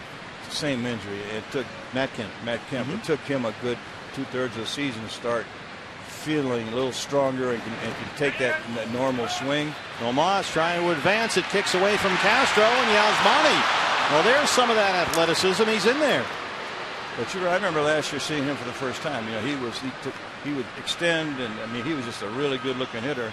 And now he's cutting it off. But we're really optimistic. All the exams he takes are it's healing. I think it's just building strength and building confidence. But he's trying to hook the ball out, and that's not his normal swing. So he's very susceptible to what he's doing now. Just flying out of there on a breaking ball. But he's got a beautiful stroke the other way, and I think the healthier he gets, the more you see it. Tomas now in scoring position. 1-out and a 1-2 count on Chris Owings, joined by Diamondbacks Chief Baseball Officer Tony La Russa. 2-2. So, Tony, how was your trip to Cooperstown this year? Last year, I got to believe you were a little more nervous going in there, but this year you had to be very relaxed and have a good time, huh? Well, man, it's 180 degrees different. I mean, I went in there and I was a wreck. In fact, Elaine said that Saturday night into Sunday morning, she's never, even the World Series or anything, she's never seen me get up, pace around, working the speech. This year, I totally enjoyed it. I really, and I give credit where credit's due. The Diamondbacks did a terrific job of the party and the recognitions for Randy, and then Randy responded with just a really well done speech for the young man with the health problem and the Marine, the two service guys. So I enjoyed it, and then I didn't know what to expect with the Sunday dinner. And and this year I sat back and watched the guys get ripped when they got their rings, and you appreciate it. I mean, it's a tremendous club to be in, and I was so happy to see her reminded me that I'm the only guy that's there on the coattails of 3 organizations. I didn't really earn my way in there. I told him I realized I didn't have to be reminded. I think you had a little something to do with it over the course of 33 years, right? Well, Steve, I believe you said exactly. I had a little something to do with it. 3-2 now on Chris. I was just telling Casey Wilcox coming up. 30-some years, never had a bad day as a manager. Never had one day without ownership, front office, and players, not once. And I don't think anybody can claim that. Very, very fortunate. You should have had those 04 Diamondbacks. Yeah. 111. You might have felt differently. 111 times. Called strike 3. They ring up Owings. You said when you got this job you missed competing. You missed the wins and the losses. Has that still been the case? Are you as fired up now as you were in the dugout? Oh, it's terrible. It's terrible. He just threw his pass down on the table. I'm watching you. I believe it.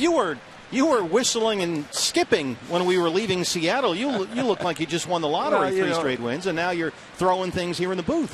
Well, you chase first time you chase a curveball, this time you take a fastball. That's not good, and I'm sure he feels worse than I do, but just by holding it a little bit. I think the neutral is unnatural, and having a stake in the game is fun again. I now empathize with the front offices.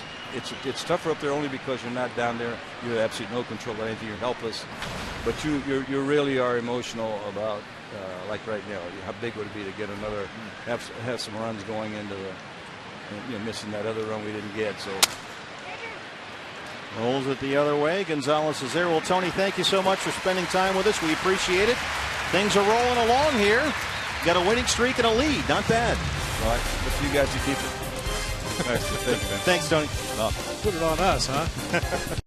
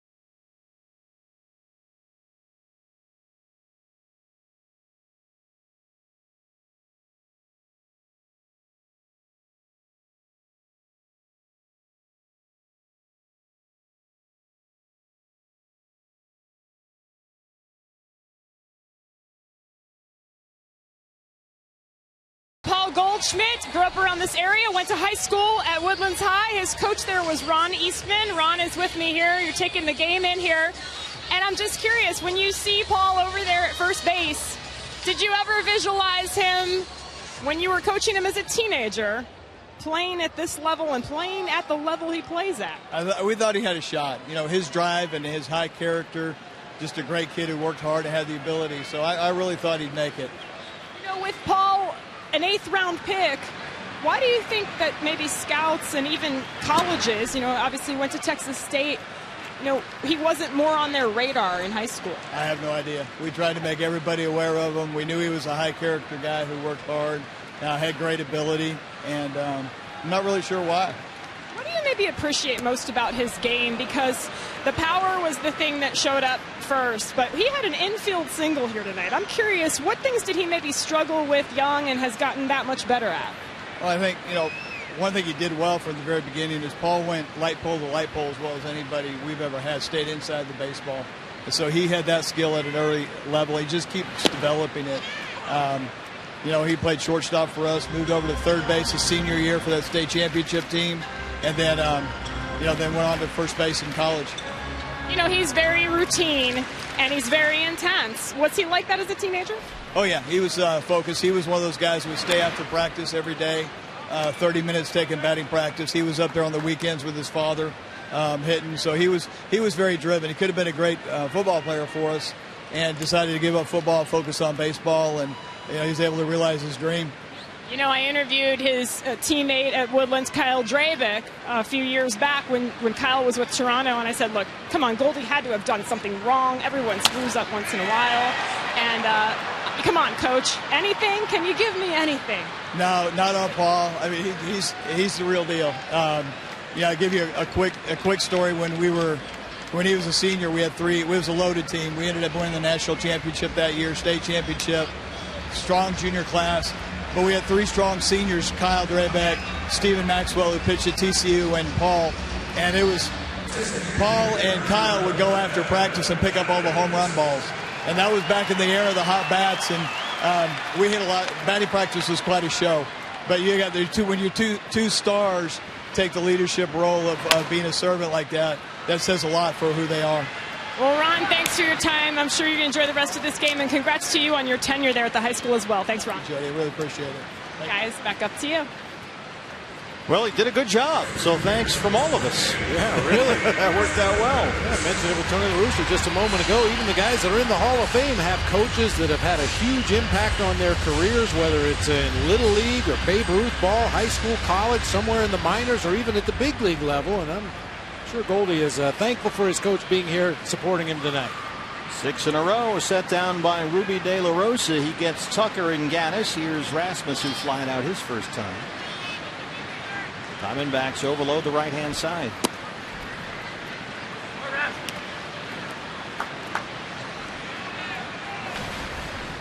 Rasmus has had a quiet bat lately, barely hitting over 200 in July.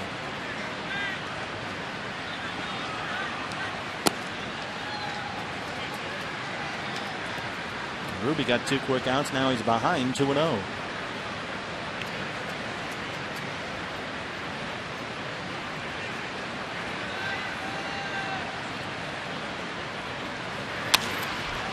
Sky high, very shallow left center.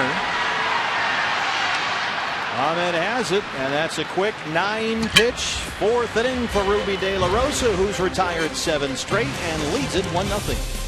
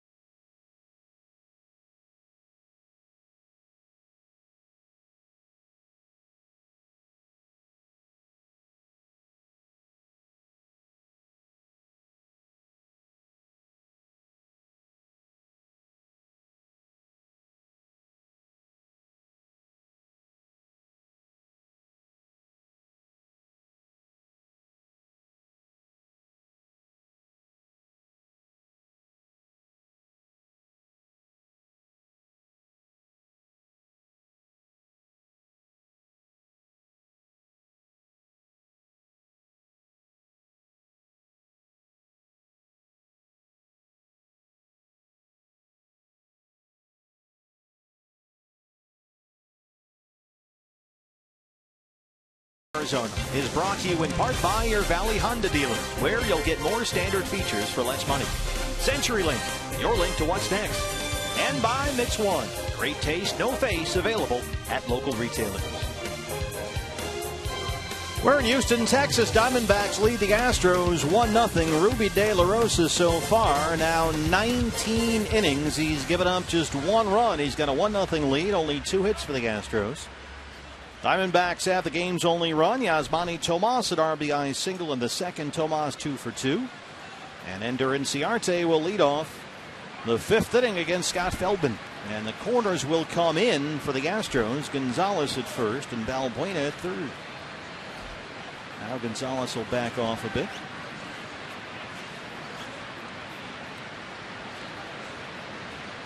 Ender 0 for 2.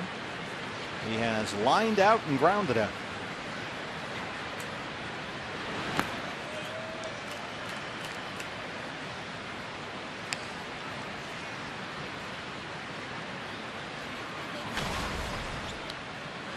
Ender said in Seattle this week he feels like winning is contagious. Everybody clicks. Everybody starts going good. And that's certainly what's been happening during this Diamondback streak. They have won 5 straight, 6 of 7, and lead this one 1-0. Did you find that to be the case? Winning contagious? Yeah, I think, when your most recent memory of being out there on the field has been a good one and gone home a winner, high-fiving your teammates, as that one's grounded hard to Gonzalez at first. He'll take it himself. You tend to have that feeling, even if you're behind in a ball game, we're fine. We know how to come back. We know how to score runs. We know how to stop them from scoring runs. We still have a chance to win this game, as opposed to when you're in the midst of a losing streak. It seems like you find ways to lose ball games. And Chip Hale's had a few of those this year. Yeah, I mean, that's the thing about this team and their relative youth. I mean, the Diamondbacks position players are the 2nd youngest in Major League Baseball. Their pitchers are the 3rd youngest, so they're going to suffer some growing pains. And the growing pains usually are in the form of inconsistency. AJ pops this one up. Left-hand side, but it's in the seats at 0-1. When you think about that first week or 10 days right after the All-Star break, it looked like the Diamondbacks forgot how to play baseball over the break. Yeah, sure did. But then just as quickly they turn it around, win 5 games in a row, looked very good doing it. The offense has really clicked at times, at other times not so much. The starting pitching has been really good recently. At other points of the season, not quite so good. So it's the hallmark of a young team to be inconsistent. AJ down 0-2. But this recent run has brought them back to within 2 games of 500 after their first ever series sweep of the Seattle Mariners.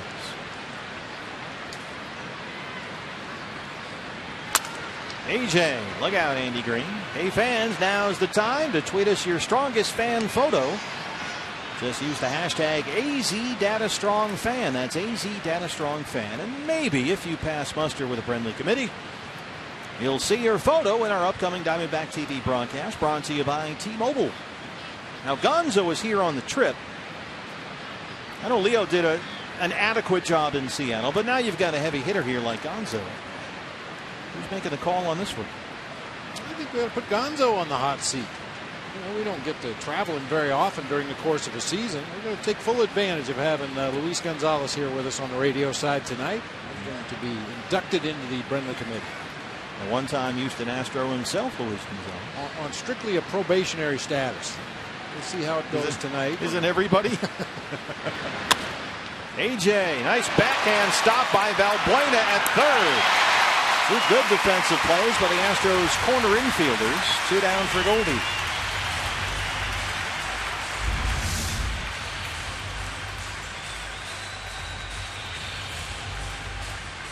Hard hit ball, which gave Balbuena plenty of time after picking it on the backhand side to wheel around and get that strong throw off to first base. Pretty nicely done. Just looking at Gonzo's record, he played here a long time. He was an Astro for 7 years, Luis Gonzalez. Broke in with the Astros as a 22-year-old in 1990. Goldie has struck out in a single, 1 for 2.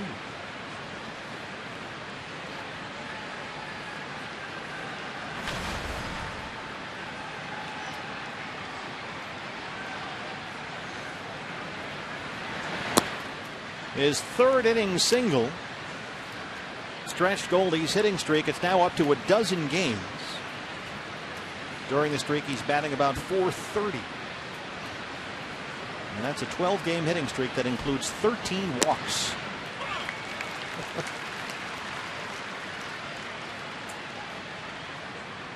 He has hit safely in every game but one during the second half of the year.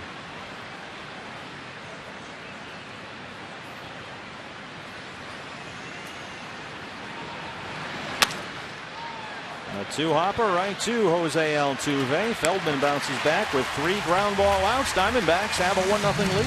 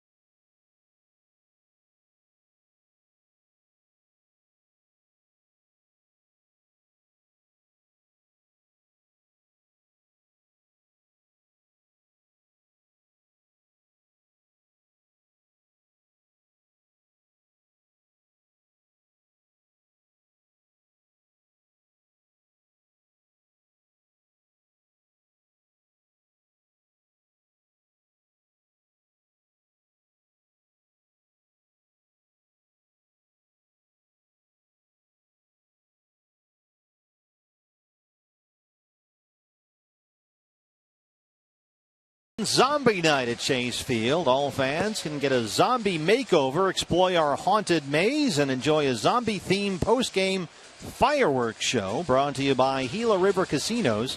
Plus, fans that purchase a special event ticket package get the Zombie Survival Duffel Bag. But you got to get the special ticket package. To get the duffel bag, visit dbacks.com/events. Ruby De La Rosa has retired 7 straight. He's given up just 2 hits, both singles. A walk and a strikeout. Valbuena leads off the Houston 5th. We left the hotel for about a half an hour today. It looked like zombie day on the streets of Houston. People just walking around in a daze. I'll tell you what, this place should dome the city. Oh, man. I mean, it is brutal out there. You know, it's dry heat and it's Phoenix. It's 115, the whole thing. I'll take that any day over this. Oppressive heat. Oh, pushing you down into the pavement. Yeah, you walk out of the hotel and it's like punch you in the face hot. As opposed to Seattle, where, boy, you just can't get nicer weather than we had there. 1-2 on Valbuena, who's 2 for his last 25 at the plate. And under 200 on the year. I want to see those fishing pictures. Are they? Where'd you send them? Well, Field and Stream called. They wanted a copy of them, of course. I understand. The next issue. It was quite a haul. I still can't believe they got you in the boat.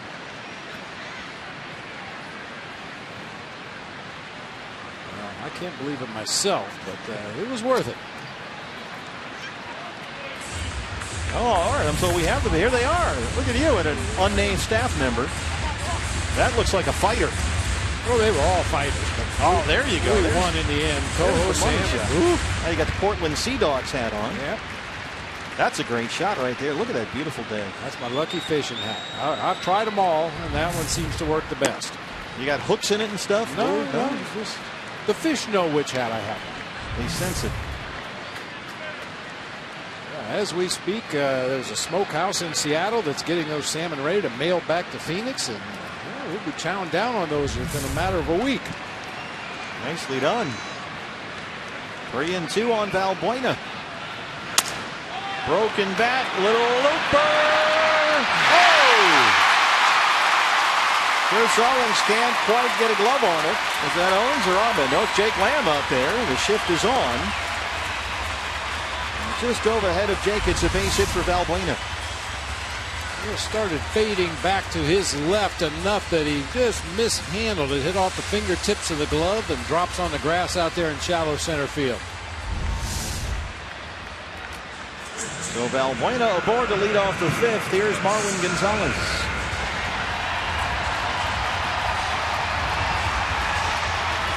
I mentioned that Ruby De La Rosa against the Brewers his last time out held lefties to 1 for 11 in that ball game. That was the second hit by a lefty tonight. They're 2 for 7 against De La Rosa. The Tucker single, the other hit by a lefty.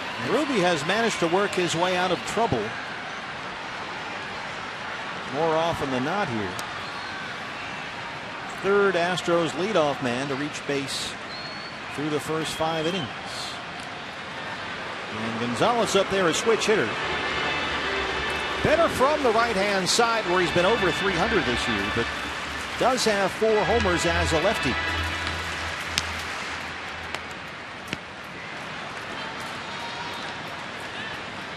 He singled his first time up.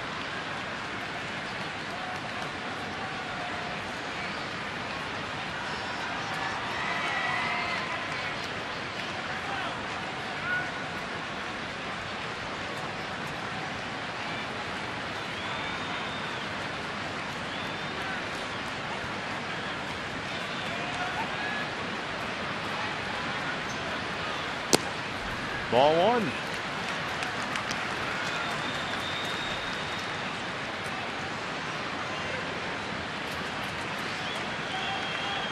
Gonzalez, a productive hitter as of late. Last 35 games, hitting better than .330 up there.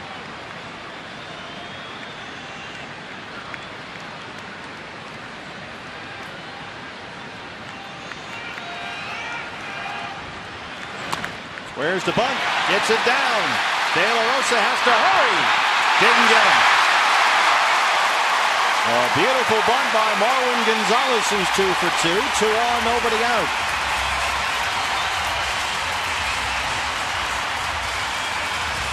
That died in the perfect spot for Gonzalez.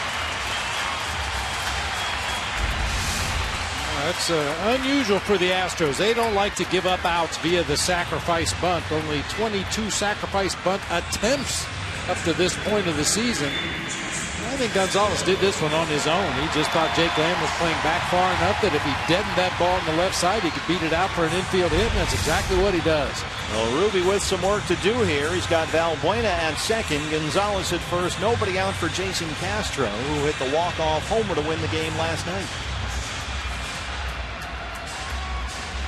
I mentioned they don't bunt a lot, but this could possibly be a situation where you could see the number 9 hitter Jason Castro attempt to bunt those 2 runners into scoring position for the top of the order.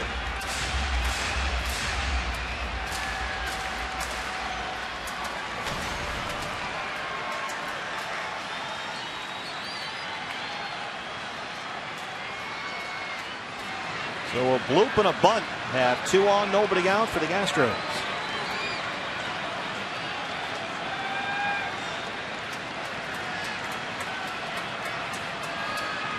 Castro grounded out his first time up. He's 0 for 1. That one gets behind Castillo. Everybody stays put.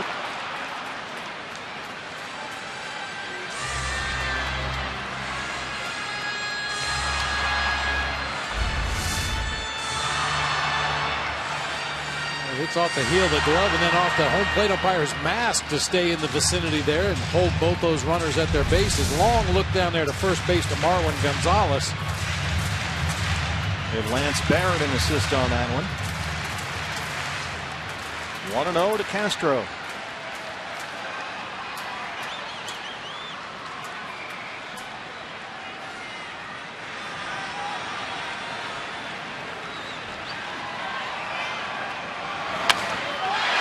Fly ball left field, Peralta. gone. Jason Castro had a 3-run homer last night to win. A 3-run shot tonight, and the Diamondbacks are down 3-1. Just a flare the other lane. It went into the Crawford boxes.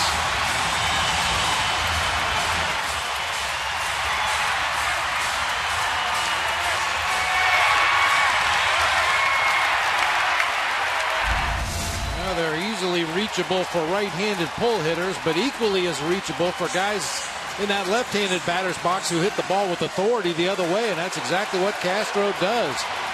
Wouldn't have been a home run in most major league ballparks, but gets enough to put it in the front row of the Crawford boxes out there for a 3-run bomb.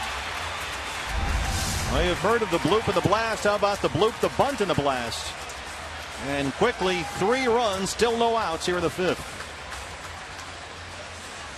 Chappelle, mound visits.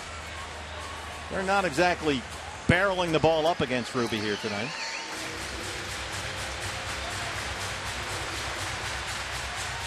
Jose Altuve, the leadoff man. Jason Castro, his 9th home run, and his 2nd in as many games. Altuve has reached on an error and grounded out.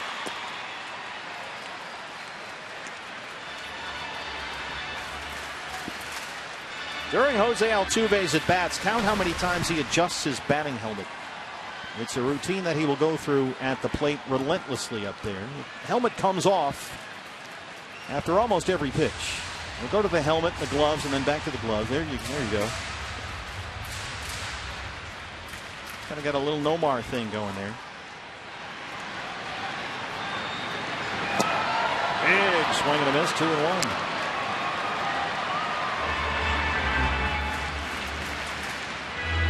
And now Altuve will go through the whole routine again. There goes the gloves and the helmet.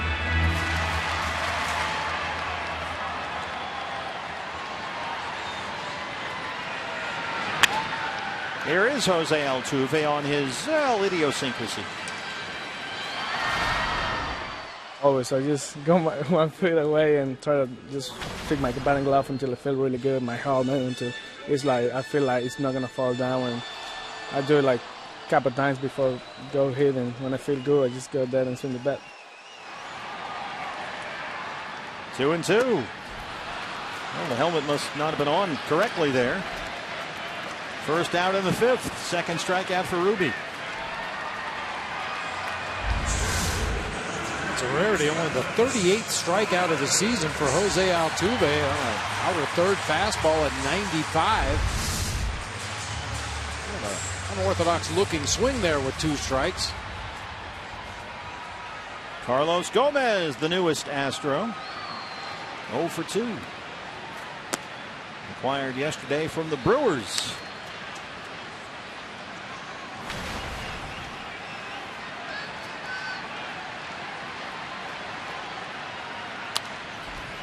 Gomez nearly traded to the Mets Wednesday, a deal that turned into an absolute fiasco and fell through at the last minute. Mets seemed to balk at the deal. It kind of died on the table because of their concerns about a possible hip issue for Gomez. He winds up in Houston a day later. Mike Fiers, the pitcher, came along with him. This is at 96, 2-1. We saw both those guys just last week when the Brewers were in town, and I think Fiers is going to help too. I thought he's a very effective pitcher, capable of being really good on a given day and eating up a lot of innings even when he's not at his best. They have added Kazmir and Fiers to their rotation for the stretch run here. 2-2 now. Well, I mentioned Kazmir, one of the hottest pitchers in baseball in the month of July, as you see Ruby just pounding away at that outside corner of the plate. Kazmir was brilliant here last night. And a little roller to shortstop. Nice play by Nick to get a speedy Gomez, and they're 2 down.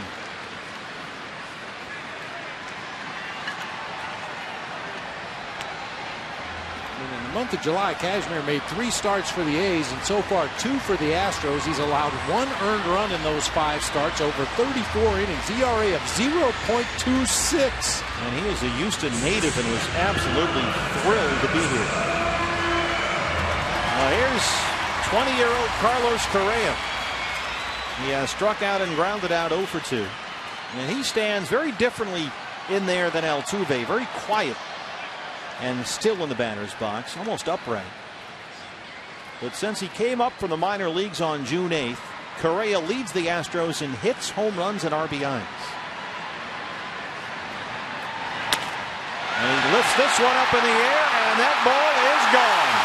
Carlos Correa, his 10th, and it's 4-1.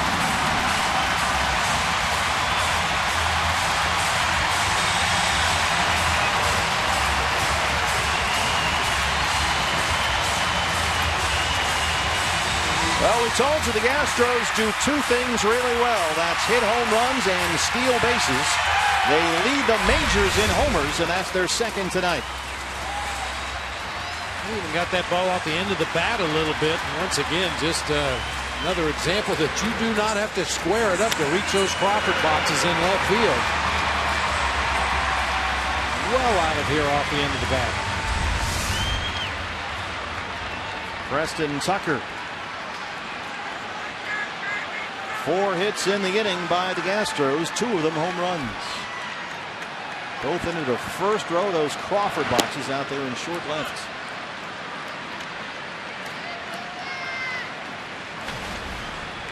And Correa he's going to be a sensational player. How about this? He was already the only big league shortstop in more than a century, Carlos Correa, to hit 9 home runs in his first 44 major league games. 100 years. Another one heading toward those Crawford boxes, but it's in the seats.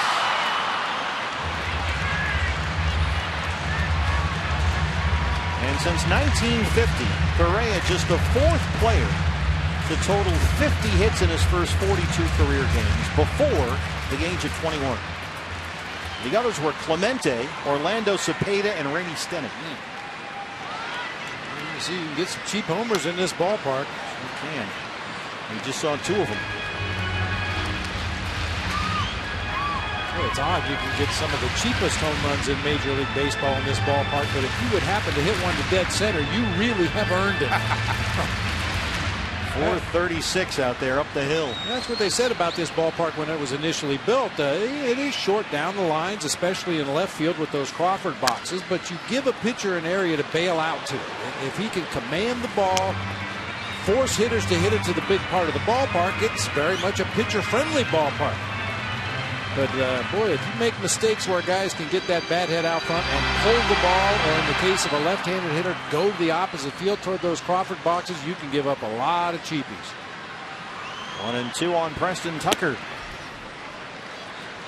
Well, Houston has scored 212 of its 460 runs this year via the home run. That's 46% of their runs this year have been scored on homers. That's the most of the major leagues, including all 4 here tonight.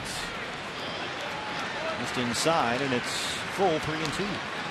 No surprise given their offensive philosophy. The most home runs by the Astros. 85 of them here at Minute Maid Park. 30th pitch of the inning on the way. 2 outs, 3 balls, 2 strikes to Preston Tucker. And this is the 43rd multi-home run game of the year for the Astros. But the thing about the ballpark out there is it plays the same way for both teams.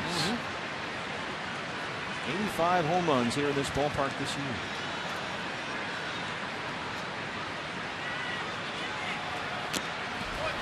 Arlington can't hang on to that one. It's still 3-2. And Tucker's another guy you have to be careful with. 5 homers in his last 9 games.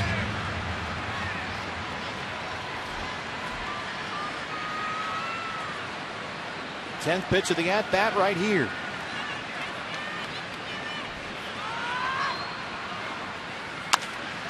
Into the shift, and it's a base hit for Tucker. 5th Astros hit in this inning. And here's Gaddis.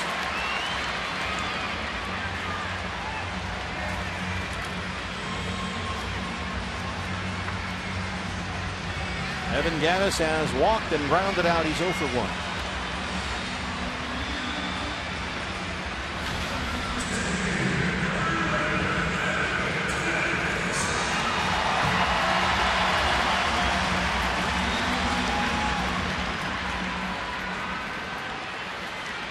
Harkey on the phone.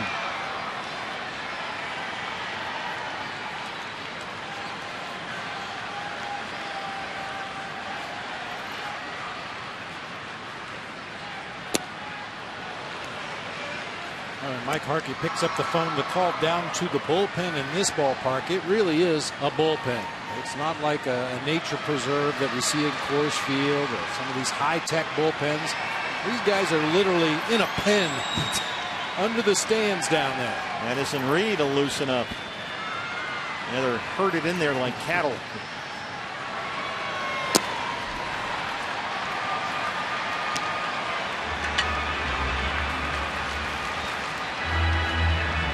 Two on Gaddis.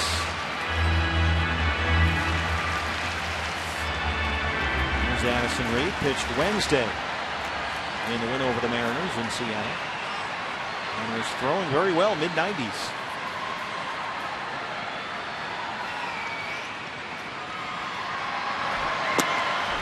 Ruby strikes out Gaddis and gets out of a long fifth inning. But the Astros get 2 homers and 4 runs through 5. They lead it 4-1.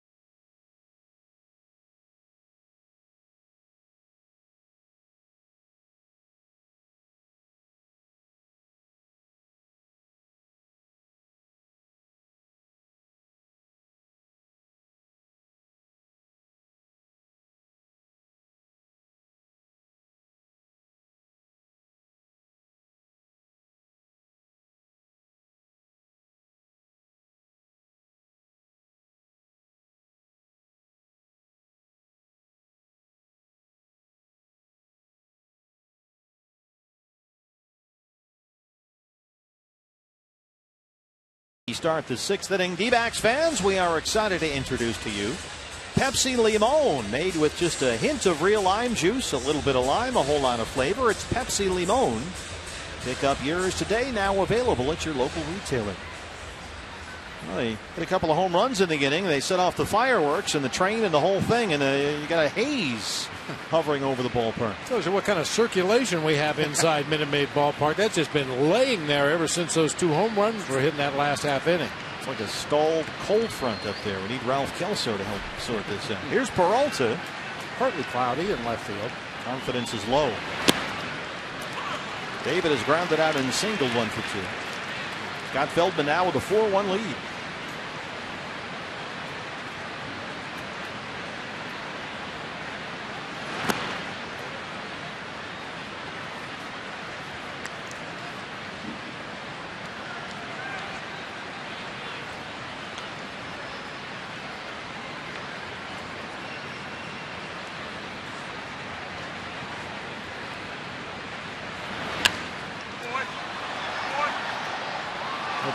About Ruby De La Rosa, what a nice job he's done against the left-handed hitters over his last couple of starts. He was 1 for 6 against lefties going into that last inning. 4 hits by left-handed batters in that bottom half of the 5th.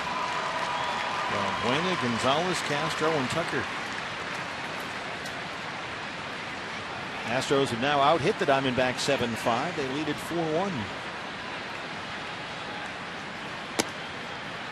2-2 on Peralta, who was having one of the best months of his young major league career, David. Hitting .311 in July, 13 extra base hits, 15 RBIs in 21 games this month. And he hits it into left center. A good start for the Diamondbacks. Peralta hustling all the way, thinks about second. It'll settle for the leadoff single. Let's take a look at our lows. Never stop improving. Player of the game, Wellington Castillo, a single and a run scored tonight, and it's been Beef Wellington on the menu lately. Yeah, especially the home run ball, a real welcome addition to this Diamondbacks offense that had been kind of start and stop, but you had another power bat depending on where you place Castillo in that lineup, and it suddenly changes the complexion of the D-backs offense. Well, they have placed him 5th in the order tonight, and here he is.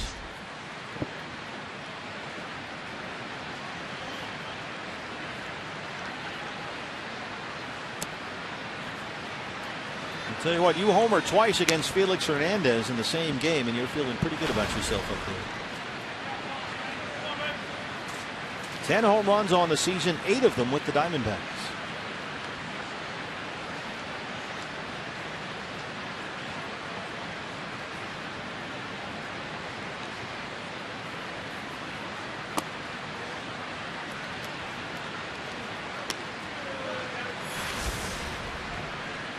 And well, he's talked a lot lately about his approach up there, working with Turner Ward, just thinking middle all the way. Not getting too mechanical, not overloading himself with information, just worried about putting his best swing on a pitch and hitting it right up the middle.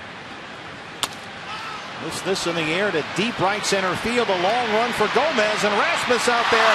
It's off the glove. Peralta had to hold up. He's going to make it into third.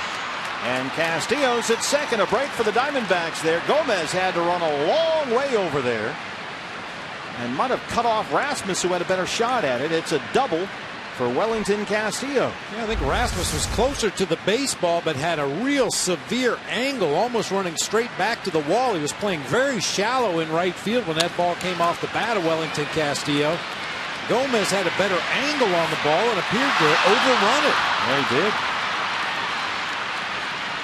He's calling for it. Screaming for it, yeah. That's an unusual outfield configuration out there, certainly. And now Brent Strom, the pitching coach, going to come out and have a word with Feldman. Second and third, nobody out. Diamondbacks trying to answer that 4-run. Astros 5th. Their bullpen is busy. Chad Qualls. This is the most pitches for Feldman since he came back from injury. Remember, he was out a long time, only his 3rd start off the DL, Scott Feldman. Out nearly 2 months after tearing the meniscus in his right knee at the end of May. Pitched very well his last time out. That was Saturday at Kansas City. 7 2/3 innings of 4-hit ball against the Royals. 94 pitches, 60 strikes. His high since coming off the knee injury had been 92. So a chance for Jake Lamb now. Second and third, no outs. Make it hurt.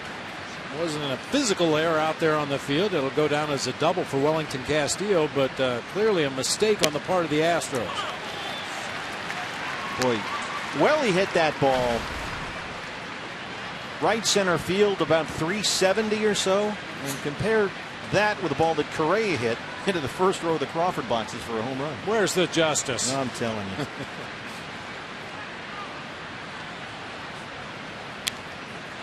That's a little bit of an example of what I was talking about, though. They give you areas to pitch to in this ballpark, and Feldman, with a big lead in the ball game, is going to be pitching away from pull contact, and Wellington Castillo hit it a long way to the opposite field, but by all rights it should have been an out and a runner at first base.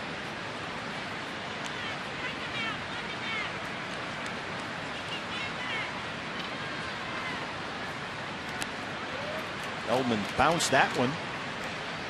And it's 1-2. Peralta is at third. Castillo at second. This ballpark is such a change from the Astrodome in so many ways, but especially the cheap homers. You didn't get a cheap homer at the Astrodome. You had to step on it to hit it anywhere out of that ballpark. A roller to the right side. This will get Peralta in from third as they retire Lamb at RBI for Jake, and it's a 4-2 ball game. And Castillo moves up to third.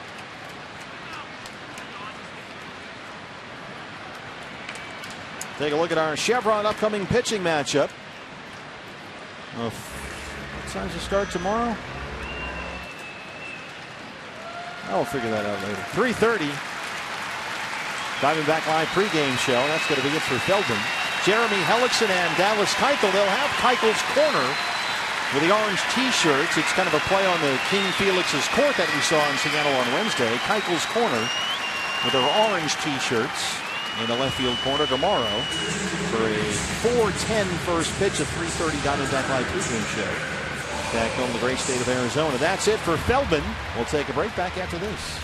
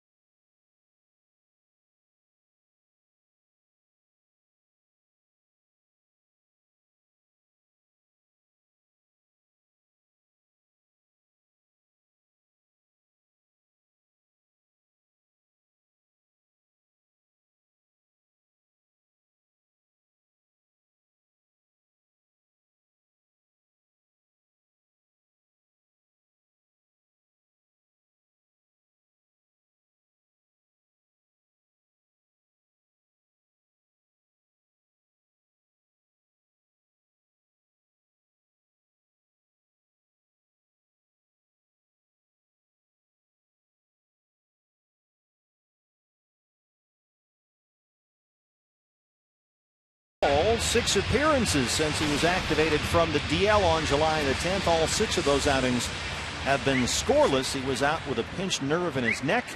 A 4.20 ERA in 35 appearances. A lot of strikeouts, a lot of ground balls. Diamondbacks have tying run at the plate with 1 out in the inning. Castillo, the runner at third. Here's Tomas, who's 2 for 2, a pair of singles and an RBI.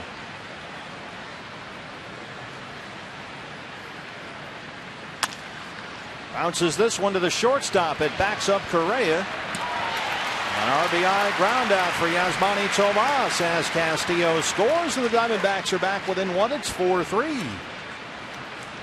So they had second and third, nobody out. Managed to get both runners home.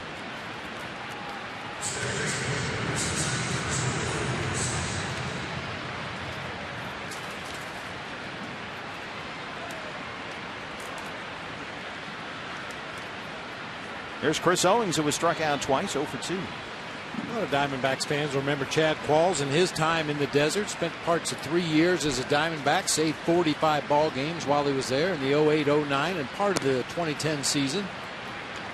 Sinker slider, pretty simple. No tricks from Chad Qualls. He's going to throw you lots of sinkers early in the count. If he gets ahead, you're going to see that hard slider.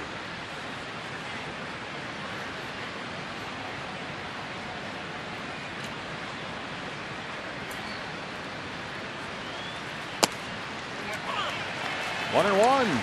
Chris Owings is it safely in 4 straight games, 6 of his last 7. This one appeared to be off the plate a bit.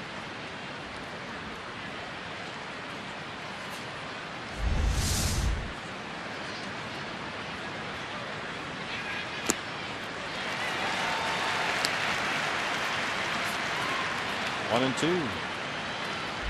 It's going to be a tough matchup for CO because this is his bread and butter pitch right here. Hard slider with a lot of downward movement. And the book is out on Chris Owings. You don't have to throw him a strike to get him to swing.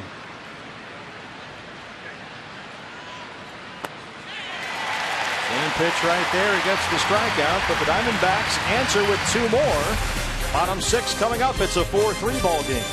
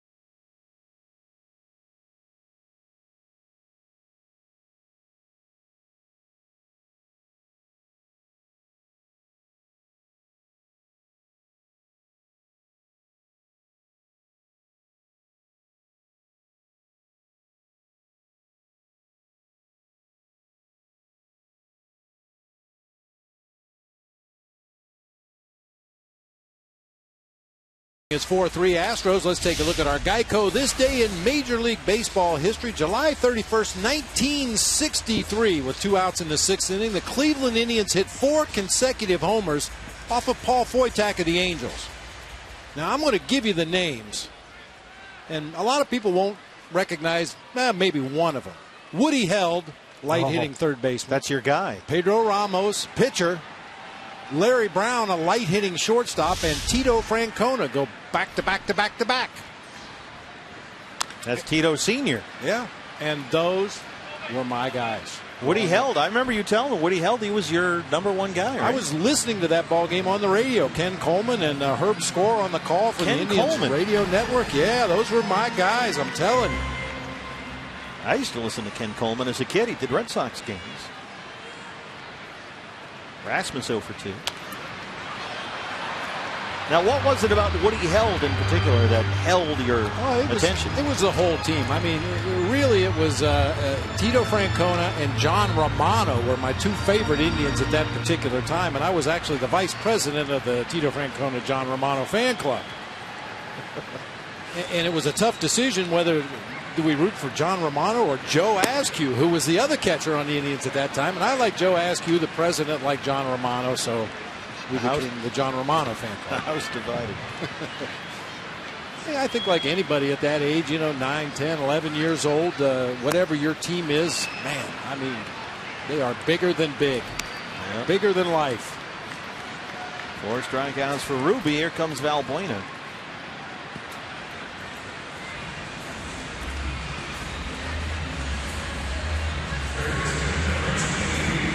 Well, you mentioned, home runs. Valbuena, he begins this series. He's 1 for 2 tonight. But going in, he had 63 hits this season. Oh, he's just chalking him up here. Rolls it into left center. I mean, Valbuena, with almost all his hits are home runs. It's crazy. He's got 19. That's a career high. He's among the percentages of hits to home runs, he's up there with McGuire and Bonds and Sosa. It's just been that kind of a year for him, but he's got a couple of singles here tonight, 2 for 3. Saw Luis Valbuena this time in Chicago playing for the Cubs, and he got burned badly several times early in the season when the wind is blowing straight in off of Lake Michigan. He hit some blast to right field and dropped his bat and stood at home plate and admired him, only to see him die in the glove of the right fielder. I hate when that happens. No worry about wind blowing in off the lake here. Marwin Gonzalez.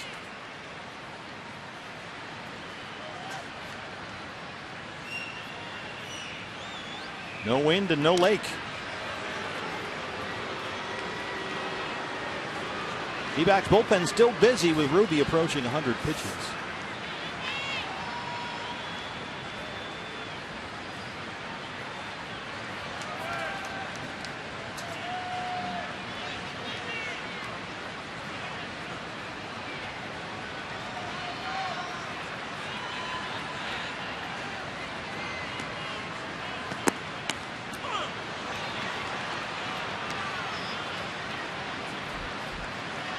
Addison Reed's been throwing for a while down there, the right-hander. Oliver Perez, the lefty.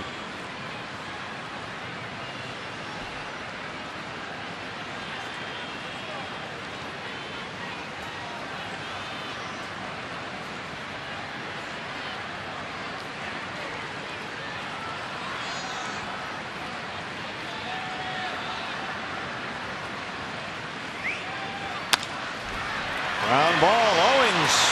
Great turn right there, and Ahmed rolls it. There's a classic Ruby De La Rosa ground ball double play, and he gets it on with the inning. A 7-pitch inning for Ruby, and a terrific play there by CO and Nick Ahmed.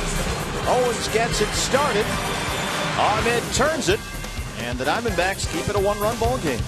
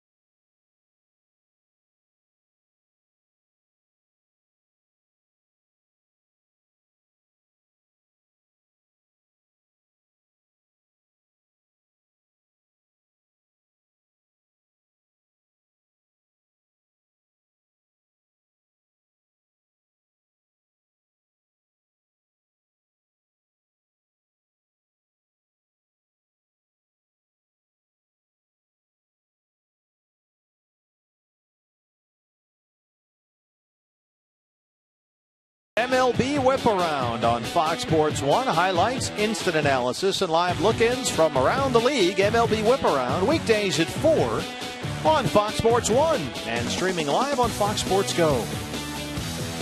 7th inning in Houston. D-backs trail the Astros 4-3. And Nick Ahmed leads off the 7th against Chad Qualls.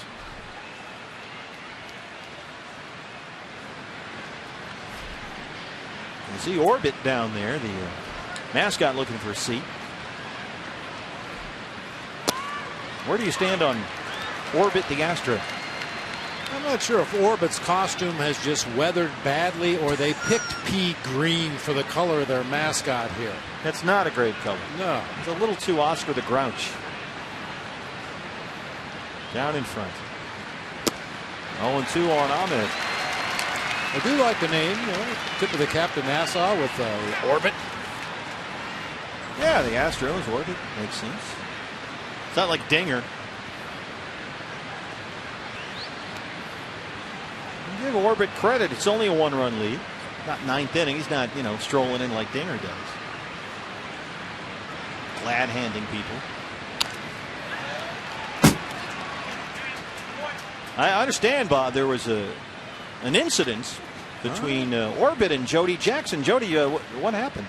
Well, I've never met Orbit until today, but I was getting ready for the pregame show, and I had kind of a chair with all of my stuff on it. He grabbed my hairbrush. Oh. And, Bob, when you mentioned weathered, yeah, that hair's a little bit weathered is right, the outfit, so I have some green hair now on my hairbrush. Ooh. What a way to get introduced to orbit, I guess. Right? I thought that was an interesting color choice for you, but now it makes sense.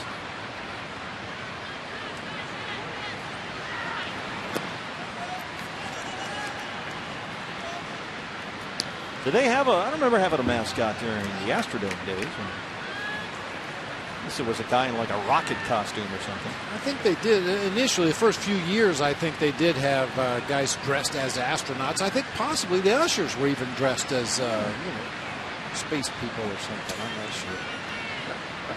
Houston, we have a problem. We have a big problem. 1-2. The fly ball out to left field. Tucker in front of the warning track. One away in the 7th.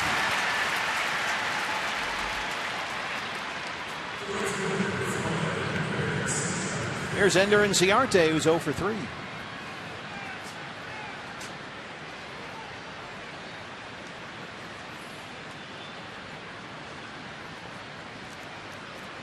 Ender 12 games since he came off the DL. He's sitting just over 350 with 6 doubles and a home run. I'm told by very reliable sources that Orbit was actually at the Astrodome before they moved here. So he's no newcomer, like Dinger, just crashes the party. He's been here. I was too concerned with Nolan Ryan and Mike Scott and Bob Knepper to worry about whether the mascot was in the house or not. I thought about that while you were talking about how hard it was to hit a home run in that ballpark. You've got the dimensions of the park, plus you're trying to hit it off J.R. Richard and Nolan Ryan and all those guys, Mike Scott, who's scuffing the baseball, and Knepper and Joe Niekro. How did they ever give up a run, those teams? Those were some really good teams, too. Here are the numbers. Retired. Mike Scott throwing a no-hitter in the clinching game in 1986. Doesn't get much bigger than that. There's a big picture of that right out in the hallway here, right in the media area. And I had nothing to do with it. I wasn't in the lineup that day. Wasn't my fault. You're absolved. Diamondback Live pregame show at 3:30 tomorrow. A 4:10 first pitch Arizona time. Jeremy Hellickson and Dallas Keuchel, the left-hander, who's had a sensational season for the Astros. And that beard is, wow, it's legendary. Looks like he's playing for the House of David.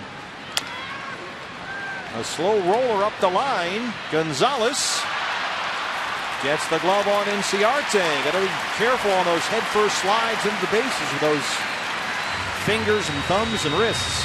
But they get the out, 2 down. Chad Qualls, the pitcher, nearly got in the way right here. Kind of blocked the way of Marwin Gonzalez, but still able to apply the tag on Ender's back as he tried to slide around that tag. And once again, we'll point it out. Should know by now, that's really the only time it's appropriate to slide into first base, to avoid an obvious tag. Otherwise, you will always get there faster running straight through the base. 2 outs for A.J. Pollock, who's 0 for 3. Diamondbacks so far have only 1 hit from the top third of their batting order. Inciarte, Pollock, Goldie. That's the Goldschmidt single in the 3rd.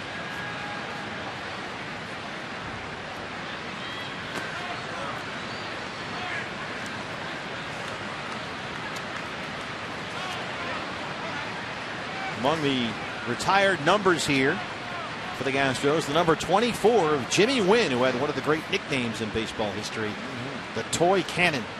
Now he could hit him out of the Astrodome. There he is. Ooh.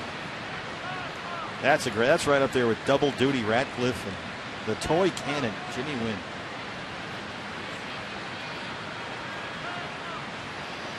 And he wasn't a very big guy, but he had a vicious uppercut swing. Would try to hit the ball in the air at the Astrodome, which most guys try to hit line drives or keep it on the ground, take advantage of that fast turf. But Jimmy Wynn had some natural lift in his swing, and man, when he caught one, it went a long way. A.J. base hit over the head of Correa and into left, a 2-out single. That brings up Paul Goldschmidt.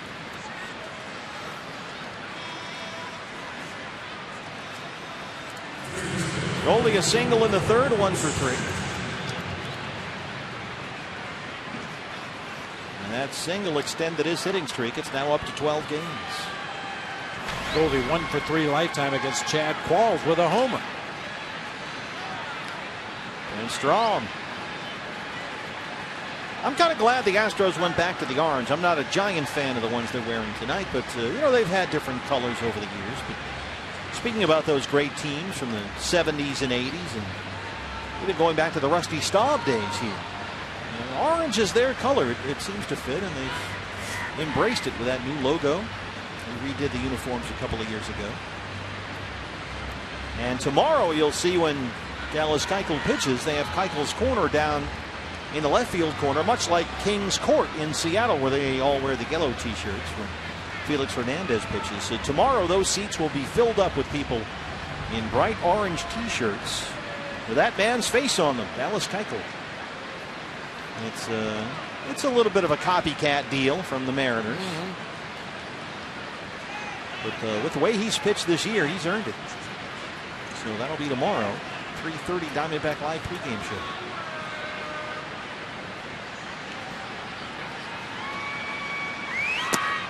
Ball 1 to Goldie.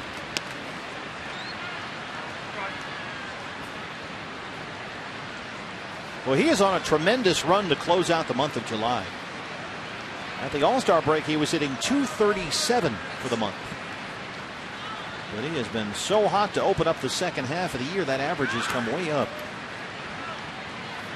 He's now hitting .325 in July, but he's still homered only twice all month. Could use another one right here. From the Woodlands, Texas, just outside Houston.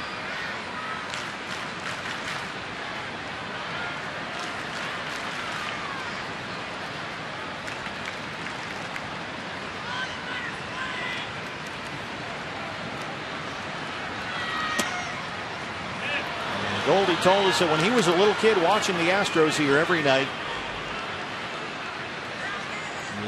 he would always watch his favorites, Jeff Bagwell and Craig Biggio, and here he is playing on Craig Biggio bobblehead now. A week after they inducted him into the Hall of Fame. The number has been retired for several years now. Bagwell and Biggio, later Lance Berkman. Goldie blasts it right at Tucker, and it bounces in front. A pair of 2-out singles.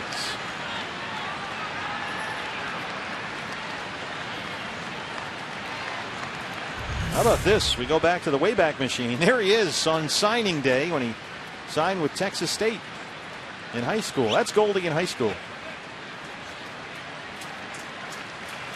That's going to chase Chad Qualls. Diamondbacks down 1, 2 on and 2 out. And you know what they say, sip it ain't easy.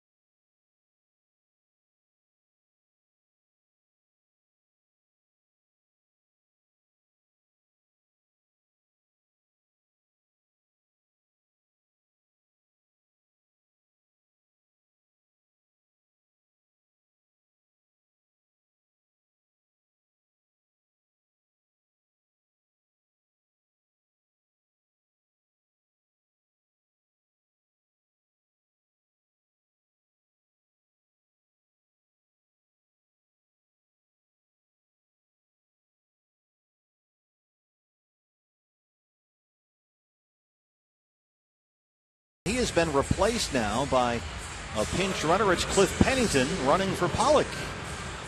And it's a little bit of a mystery up here as to what's exactly wrong with AJ, but he's in the dugout with trainer Ken Crenshaw right now. So Penny runs for Pollock, Goldie at first. Not to mention what the defense is going to look like when the Diamondbacks go out there to field their positions.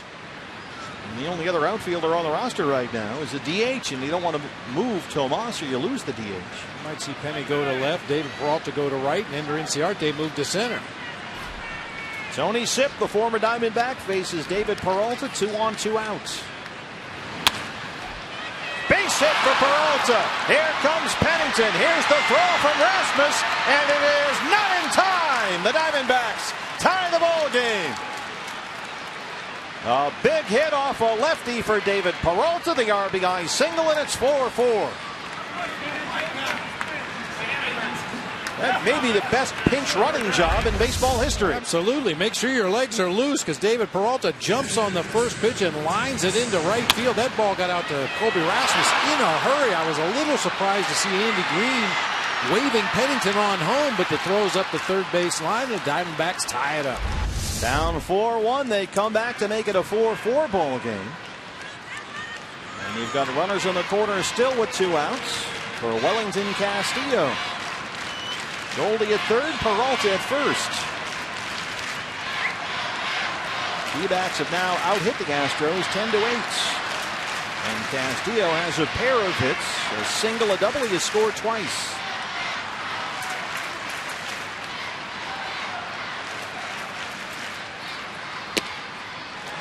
Three straight singles for the Diamondbacks, all with 2 outs. Have made it a 4-4 game.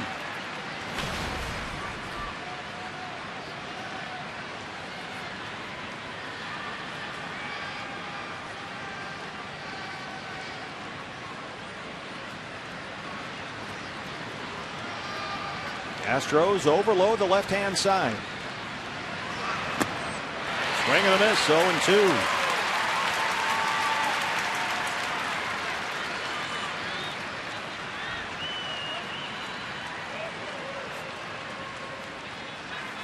Look at the hole on the right side of the infield. That's not a hole, it's a chasm. I don't even think Altuve can see Gonzalez standing at first.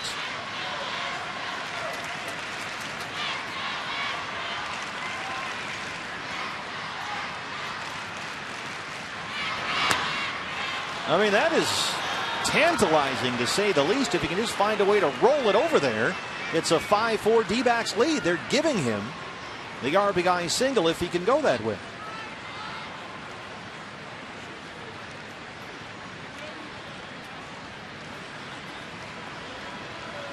That's where you have to fight your pride and take that 99 hopper through the right side. If he throws anything from the middle of the plate away, just try to shoot it over to that right side of the field. They set up, down, and away here. Ball, strike 3. Lance Barrett looks like he missed that one. We'll find out what happened to A.J. Pollock as soon as we can. 3 straight 2-out singles. Peralta ties it. We stretch in Houston. It's 4-4.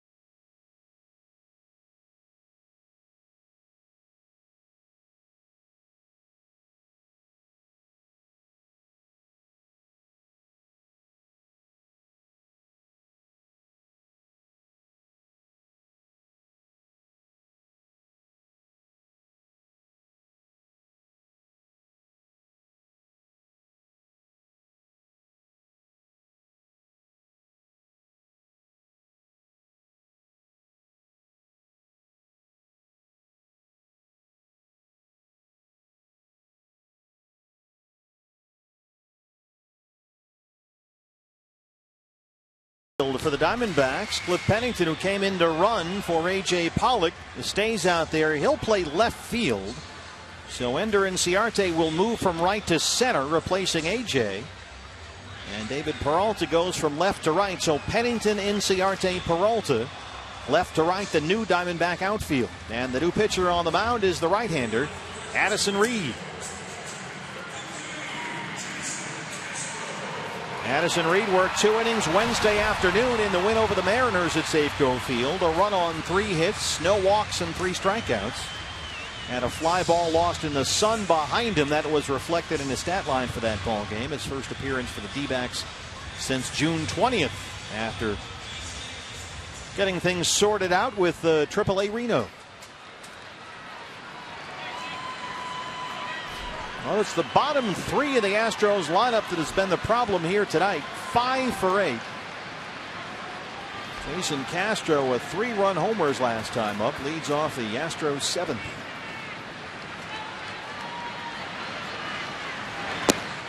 With that 2-out RBI base hit by David Peralta in the top half of the 7th, the Diamondbacks now have 196 2-out runs, the most in the majors. You're going to win a lot of games if you do that. Yeah.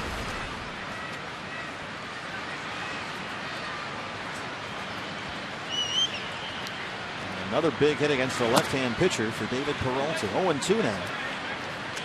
Let's take a look at that last strike 3 call by Lance Barrett. This ended the inning, and this is terrible. Pitch number 4 there on our Fox tracks. Not remotely close to that outside corner of the plate. I give up, you win. It's amazing how often we see that. There's a strikeout for Addison Reed. A good start, 1 away. Little Papa. Maybe needs new shoes. Fire it. Elevated fastball at 91 up there at the top of the strike zone. Gets the swing and a miss from Castro. Talked to Addy today. The little one's doing great. In his 2 innings Wednesday at Safeco Field, he threw 33 pitches. 24 of them were strikes, and the fastball velocity was really good, consistent 94-95, and a nice improvement from his outings before the trip to Reno. He has, however, not thrown that split finger fastball we were told he'd be working on in AAA, just fastballs and sliders. The changeup is still a pitch he would prefer over the splitter. Jose Altuve. Altuve 0 for 3. He had an 18-game home hitting streak end last night. And he's still adjusting that helmet.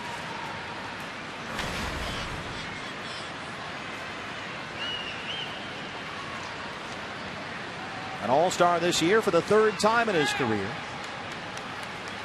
Altuve last season led the majors in batting average and hits. At 5'6". Pops him up behind the second base bag. Ahmed wants it. 2 down. Take a look at our State Farm report of the ball game. Speaking of the Reno Aces,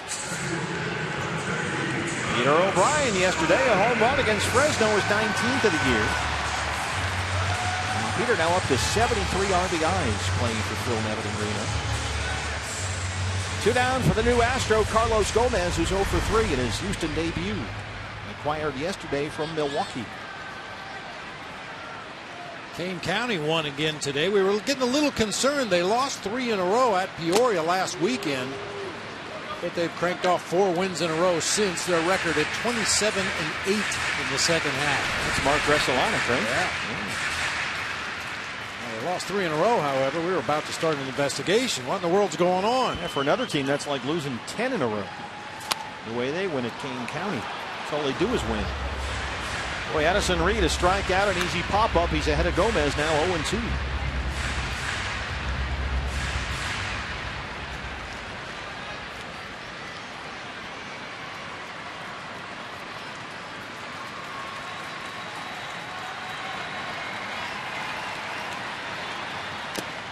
Got him. Addison Reed, 2 strikeouts and a 1-2-3 7th. And he keeps it tied as we go to the 8th inning. Here's what's next, brought to you by CenturyLink. We'll see Yasmani Tomas so far tonight. 2 hits and 2 RBIs, 4-4 in Houston.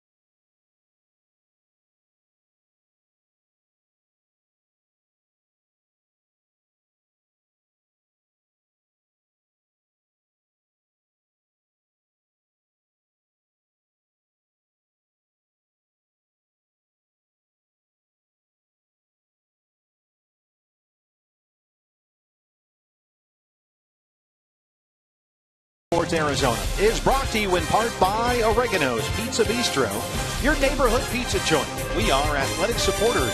By Card Power from Arizona Federal Credit Union. Now that's the power of us. And by Arizona Breakfast Weekend. Bowls of bacon, piles of pancakes continue this week during Arizona's Breakfast Weekend. Go to ArizonaBreakfastWeekend.com for more details.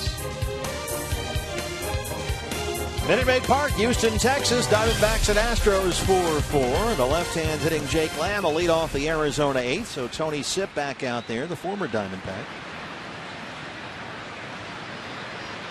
Good ball game here tonight. Steve Berthune, Bob Brenly, and Jody Jackson with you. First of three here this weekend against the first place Astros, and that's ball one. Jake an RBI ground out his last time up. He's 0 for 3.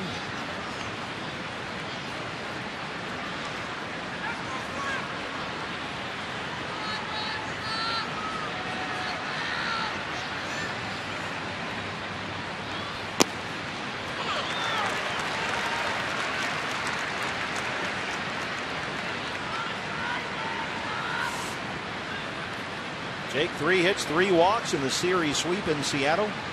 Had that decisive RBI in the 10th inning of Monday's game. 2 hits in the win on Tuesday. A single off King Felix Wednesday afternoon. There's a strike. And for the first game of that series anyway, there were 90 Lamb friends and family members in attendance. A flock of lambs, if you would.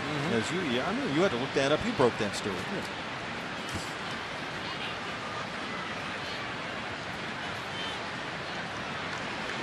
1-2. By the way, we are told now the removal of A.J. Pollock from the baseball game, just a precautionary measure. Some hamstring tightness for Pollock, so that's the reason he came out. In the top of the 7th, Daniel Hudson, the right-hander, throwing in the Diamondback bullpen. An outstanding 1-2-3 7th inning for Madison Reed. 2-2 pitch. Strikes out Lamb to open up the 8th. Back-to-back strikeouts for Tony Sipp. And here comes A.J. Hinch. Elevated fastball here to Jake Lamb. Tony Sipp done a really nice job for these Astros, coming in, getting a couple of tough lefties, and then jumping out of the ball game as quickly as he got in. We got 3 right-hand hitters coming up. So A.J. Hinch will go to another former Diamondback reliever. Will Harris coming into the ball game. 4-4 8th inning back after this.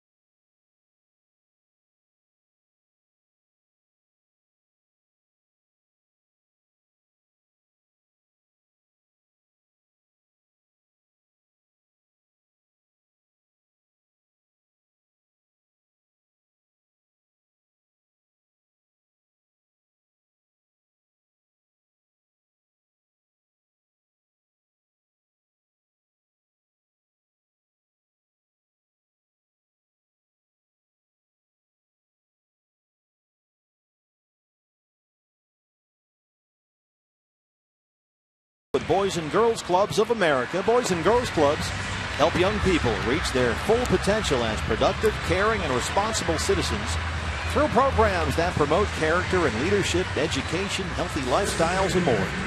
For more information, visit FoxSportsSupports.com. Well, we've seen Tony Sipp, and now the right-hand version of the former Diamondback relief corps. Here's Will Harris to face Yasmani Tomas. And this guy has had a tremendous season here in Houston. 7 earned runs in 46 innings. The 4th lowest ERA among American League relievers, 1.37.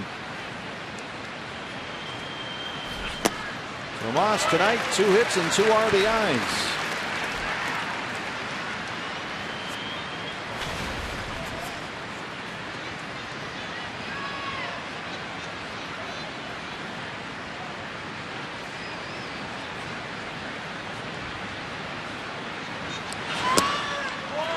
Will Harris, how good has he been this year? Opponents are hitting 146 against him.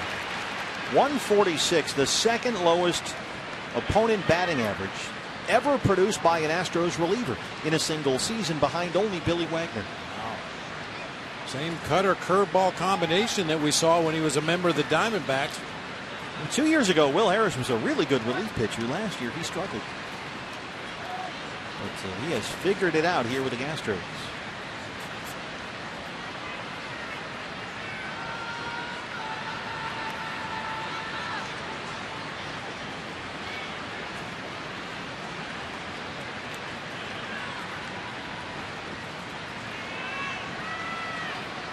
One and 2. Tomas waves at that one. 3rd straight strikeout by a Diamondback hitter. 2 down for Chris Owings, who has punched out 3 times already tonight. How about this? I'm talking about an up and down year 2 years ago. Real good job of the Diamondback bullpen last year. He was up and down from the minor leagues, but he has found the way here with the Astros.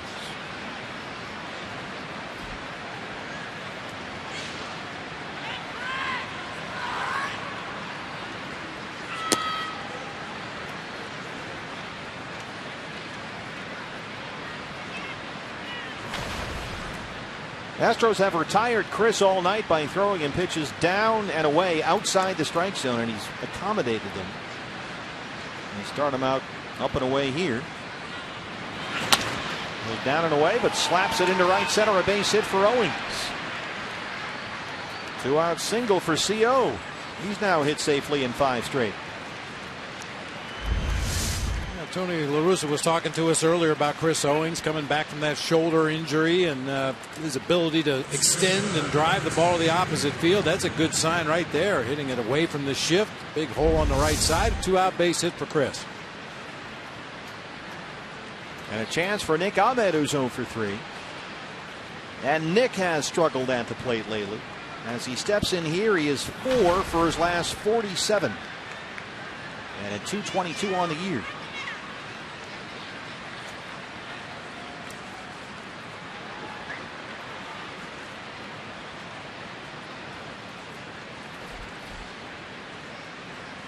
Diamondback Live postgame show follows our ball game. Reaction from the clubhouse. D-backs trying to extend this winning streak. They've won 5 in a row. They led it 1-0, trailed it 4-1, but have come back to tie it up 4-4.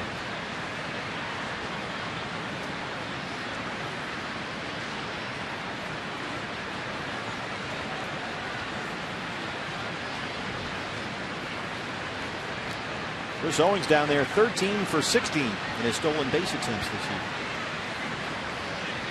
He holds it first. Ahmed swings through that one.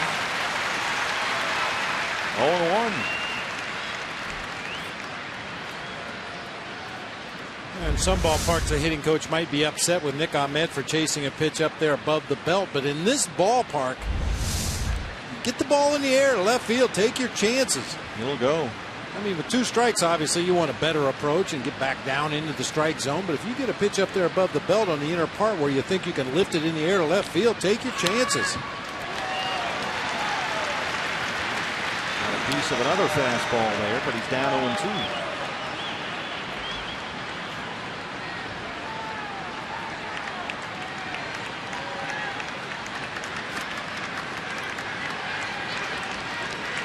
Astros in their 8th will have the heart of the order. Correa, Tucker, Gaddis, 3, 4, and 5. Looks like Daniel Hudson is ready. He'll get the 8th inning. 0-2 on Ahmed.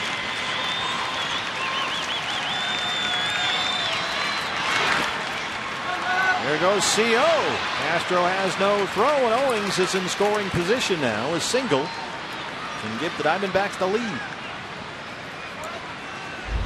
It's been a busy night back there for Jason Castro, blocking curveballs in the dirt. CO got a great jump at first. No chance to throw him out, even though Castro got on that ball quickly. Now in scoring position with 2 outs and 2 strikes on Nick Ahmed. Nick had runners on the corners with 2 outs in the second and grounded out. He had a runner on second with 2 down in the fourth and grounded out. So another RBI chance right here. Diamondbacks 2 for 9 with runners in scoring position. A 1-2 pitch.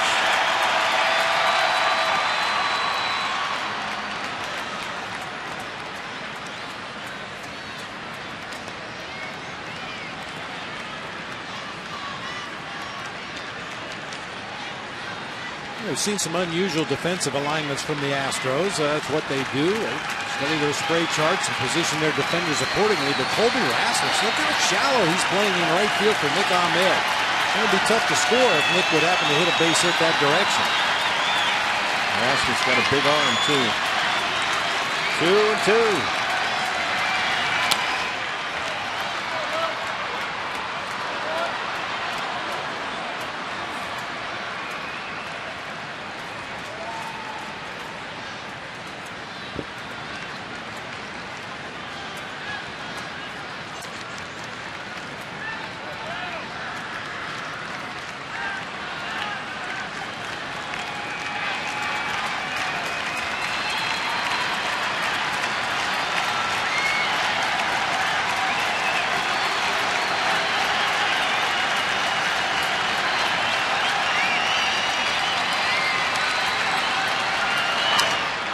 Just did get a piece of that one.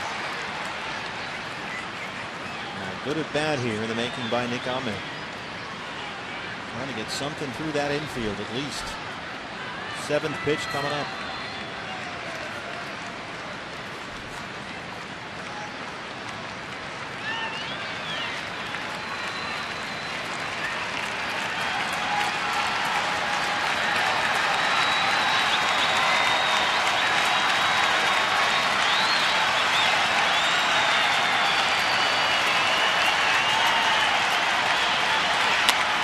Bounce to first, right to Gonzalez.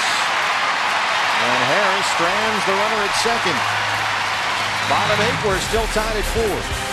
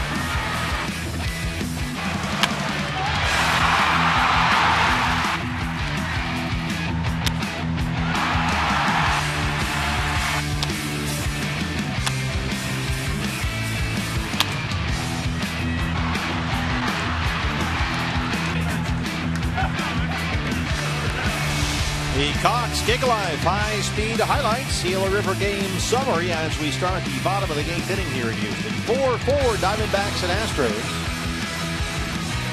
Houston has done most of his damage with a long ball. A 3-run homer by Jason Castro, a solo shot by Carlos Correa. And Correa leads off the 8th against the new Diamondback pitcher. It's the right-hander Daniel Hudson. Correa's homer is 10th of the year. He's 1 for 3.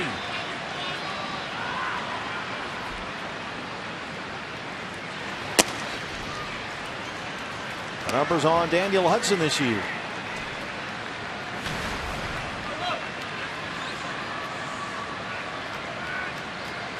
Correa hot right now. He's hit safely in 5 straight. 13 of his last 14, batting over 360 during that span, including 3 homers. 1-1. Well, Correa's home run earlier in the ballgame, as you mentioned, gives him 10 on the season. The Astros now have 7 guys in double digits in home runs. Altuve sitting on 9 as well. Castro hit his 9th tonight, so he's sneaking up on it too. Yeah, just as a point of comparison, Goldie with 22, Pollock with 11, and Beef has 10 total. 8 is a member of the Diamondbacks. I'll have the Beef Wellington.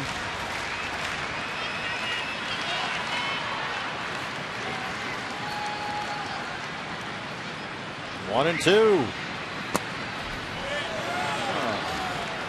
Lance Barrett. Gonna catch too much plate.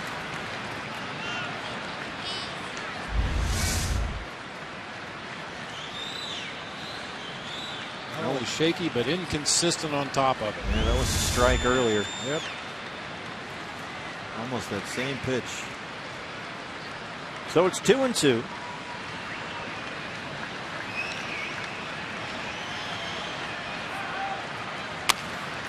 A roller over the mound. Ahmed has it. Has to hurry. Double clutch by Nick, and he just does get Correa.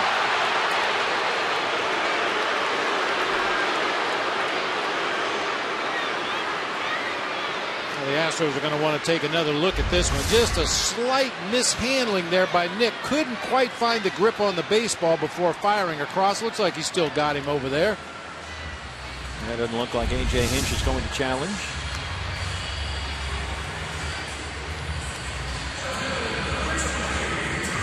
Brings up Preston Tucker.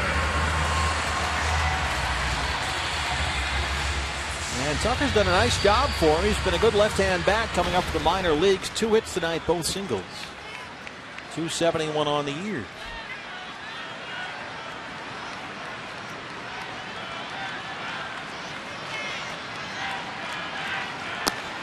Tucker is a former Florida Gator. A 7th round pick by the Astros 3 years ago.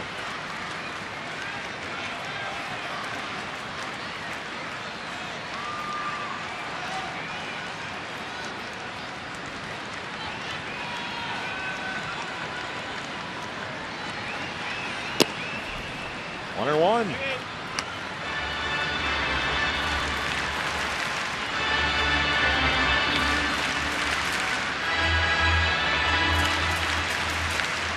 Ruby De La Rosa worked 6 innings.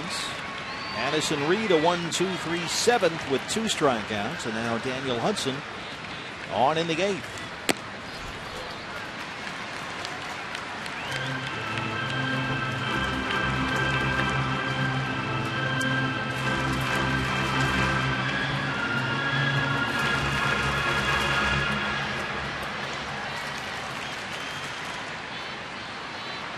Diamondbacks have the overshift on the right-hand side. From the left hand hitting Preston Tucker.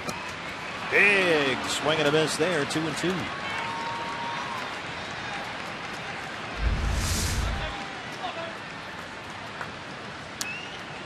Been a good weapon for Daniel. That's straight changeup. When you're throwing 95, 96 consistently, anything that's a little bit off speed, a lot of hitters are going to be out in front.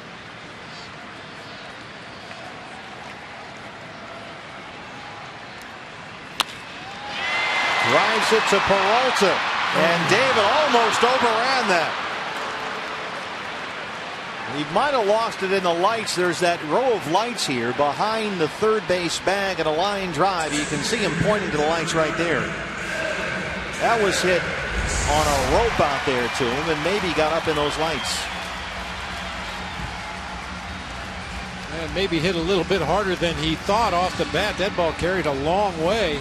Just able to make that adjustment at the very end and keep that ball away from the fence. Sit down. Yeah. Evan Gattis. Remember, with the injury to A.J. Pollock, taken out of the game as a precautionary measure with hamstring tightness. It's Pennington, Inciarte, Peralta in the outfield, left to right.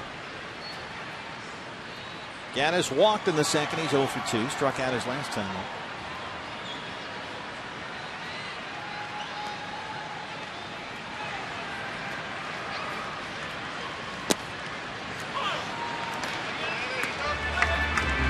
Gattis, a native Texan. He's from Dallas. Played college ball in Odessa at the University of Texas of the Permian Basin. A 23rd round pick by the Braves 5 years ago. A baseball hotbed. 1-1. Boy, he's just trying. Like he's trying to chop down a redwood with every swing. Looks like he needs a chiropractor after every at bat. Watch his swing. Every muscle, every bone in his body involved in that swing.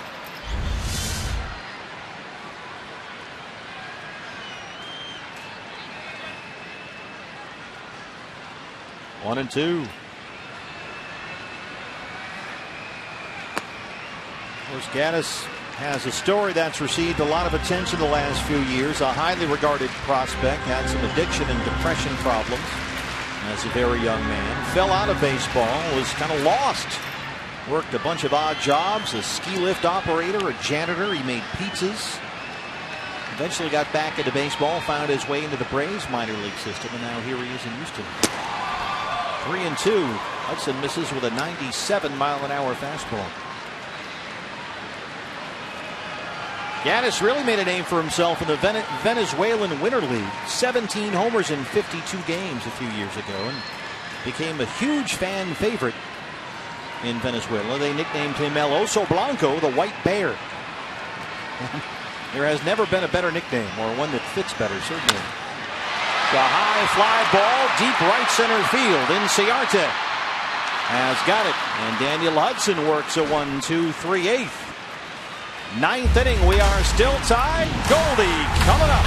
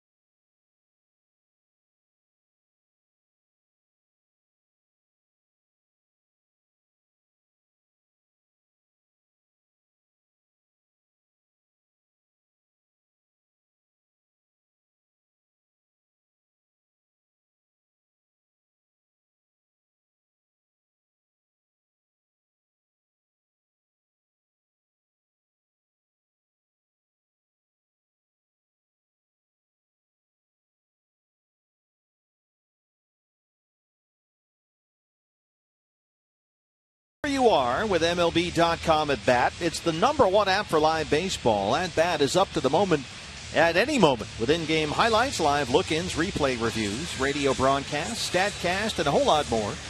You can get MLB.com at bat for your smartphone or tablet. Well, Luke Gregerson came into the ballgame last night against the Angels 0-0. And he retired all 3 batters he faced. Jason Castro hit a walk-off homer in the bottom of the ninth, so Gregerson got the win. And here he is again. Tie game, 9th inning for the second night in a row, and Ender Inciarte will lead it off. Sinker-slider combination from Gregerson. He will go to that slider when he's ahead in the count, especially to the right-handed batters. Throws it almost 80% of the time when he has 2 strikes on a right-handed hitter. That's his bread and butter pitch. Inciarte, Pennington, Goldie, 1, 2, and 3 in the Diamondback ninth. Ender 0 for 4.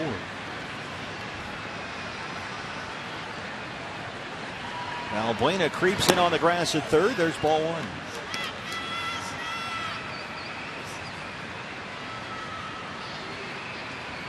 Valbuena will stay in there.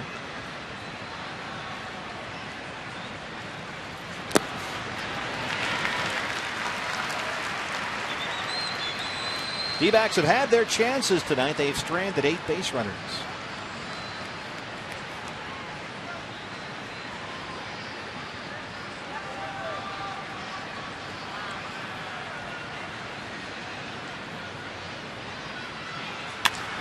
Base hit for Inciarte. Slaps it the other way.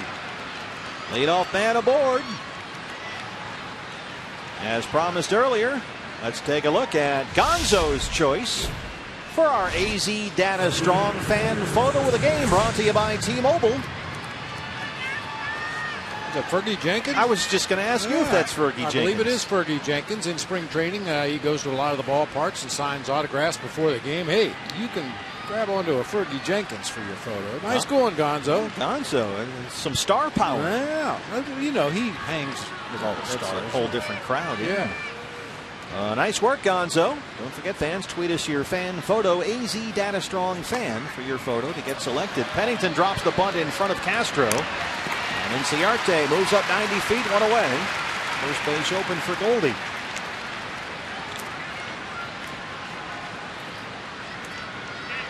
Cliff in there batting second, replacing A.J. Pollock, who had to leave the game with hamstring tightness. Your Arizona Federal Credit Union power player of the game, Goldie.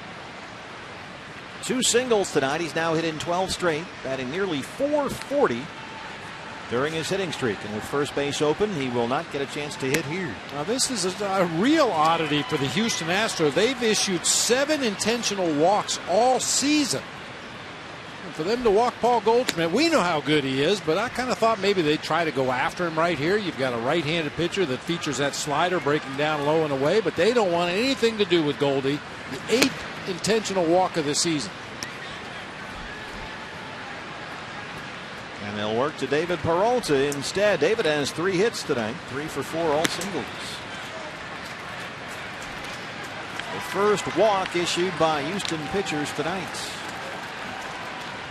And we need to point this out because it's going to change right here during the David Peralta at bat. Goldie now with 23 intentional walks on the season. Diamondbacks hitters after the intentional walk are 0 for 19. Time to get rid of that offer.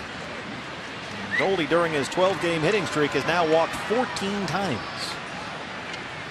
Peralta, 3 for 4, and RBI single his last time up. 2 on, 1 out, 4-4, 9th inning.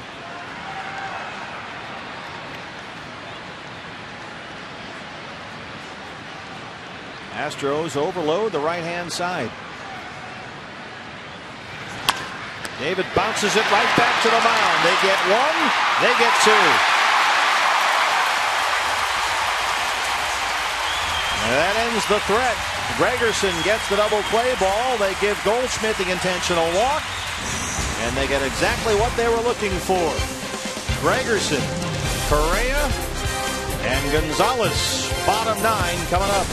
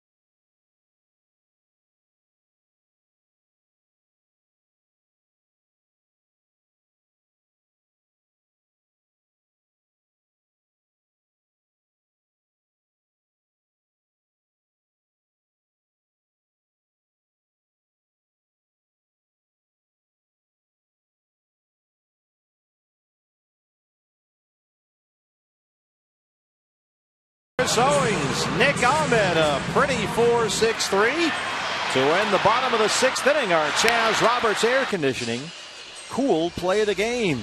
Daniel Hudson back out there for his 2nd inning of work. 4-4 D-backs and Astros, bottom 9th here at Minute Maid Park in Houston, Texas. And Colby Rasmus will lead it off for the Astros. Rasmus, Valbuena, Gonzalez, 6, 7, and 8. And the Astros 9th. Rasmus so far 0 for 3. He struck out his last time up.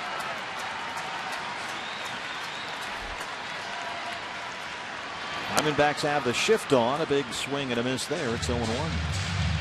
Keep in mind the Astros won last night against the Angels on a Jason Castro walk-off homer in the bottom of the 9th. So they've had some mojo going. They are hard to beat in this ballpark. 36-17 at home this year. They've got a 7-game home winning streak.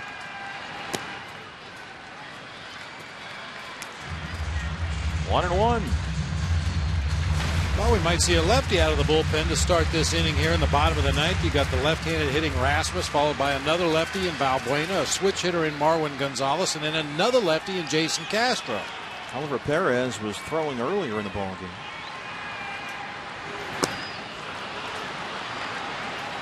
Last time the Astros had back-to-back walk-off wins. 2012, August 10th and 11th against Milwaukee. Last night they got the 3-run walk-off homer by Jason Castro to break up a scoreless tie and give the Astros their first ever 3-game sweep over the Angels.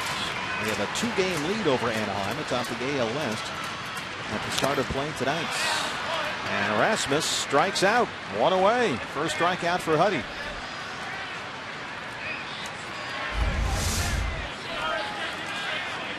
Three changeups and a slider right there to get Rasmus.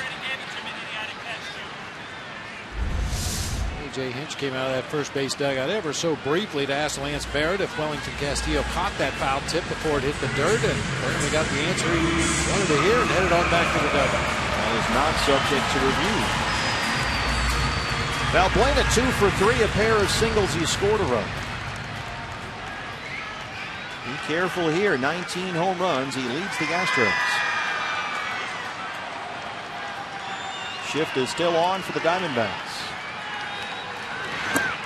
Ball 1.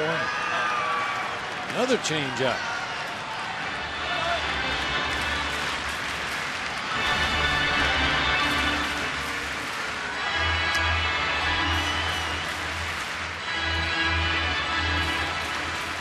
Goldie right on the line. Chris Owings out there in shallow right. Jake Lamb in front of second base umpire Dale Scott.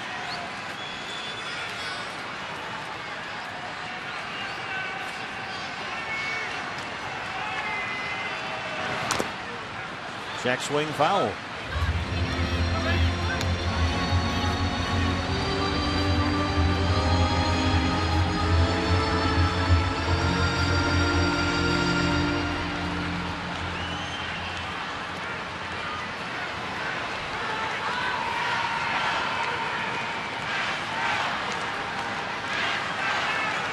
One pitch. Back to the heat. 1-2.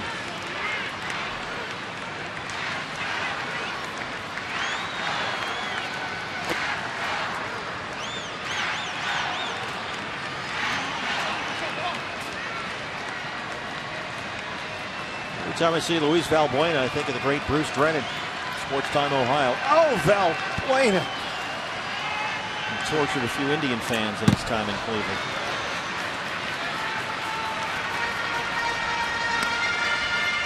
Lance Barrett got a piece of that one. I got him right square in the bird cage right there.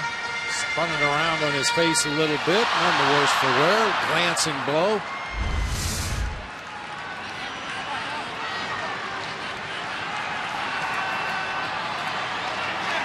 Get another one of those low strikes right here.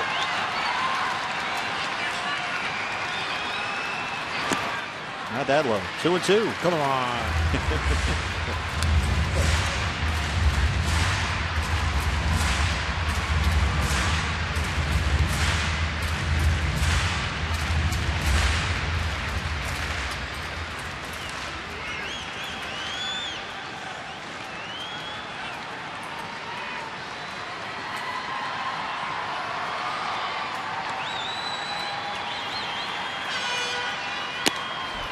Got him.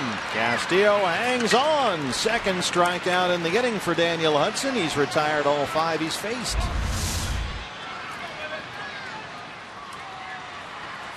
Occasionally a pitching coach will call this pitching backwards. Throw a lot of off-speed stuff early in the count to get ahead, and then just rear back and blow your best fastball by him up in the zone. That last one at 97 to Valbuena. Well, the Diamondbacks won the series opener in Seattle in 10 innings. Trying to take this series opener to the 10th as well here in Houston. Marwin Gonzalez 2 for 3, a pair of singles. He has scored a run.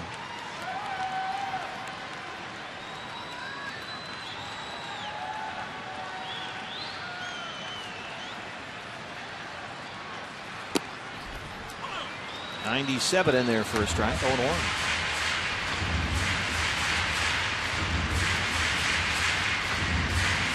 Gonzalez, a switch hitter, 4 home runs this year from the left-hand side.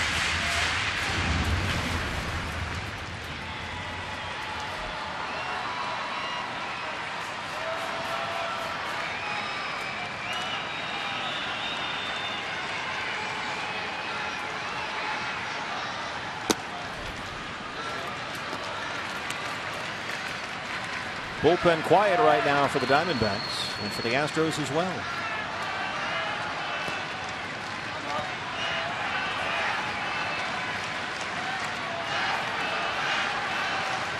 D-backs in the 10th would have Castillo, Lamb, and Tomas, 5, 6, and 7.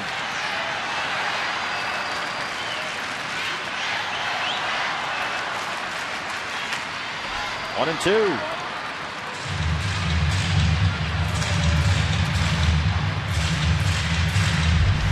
Gonzalez a little frustrated with himself right there. Felt he should have done more with that pitch. Got a fastball in the inside corner about belt high.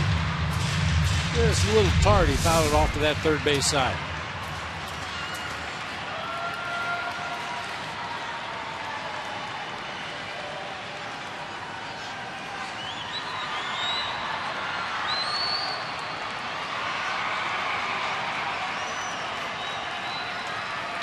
Pitch number 30 from Daniel Hudson on the way.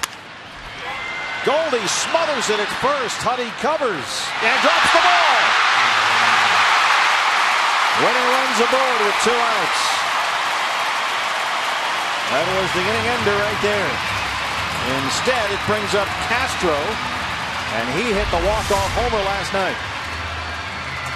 This is unfortunate. Goldie makes a nice play to smother that ball. Daniel Hudson misses it. He still had time to pick it up and get to the bag. Marwin Gonzalez was not running at all down that first baseline until he saw Daniel Hudson drop the ball. Well, Astros fans on their feet as Castro, the Astro, steps up. Jason Castro, the walk-off homer last night to beat the Angels and complete a 3-game sweep.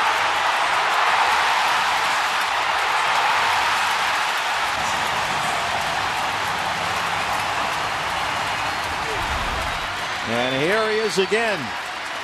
Bottom 9, 4-4, 2 outs. He homered in the 5th, his 9th of the year. Went the other way, knocked it into the first row of seats in the Crawford boxes and left. Strike one.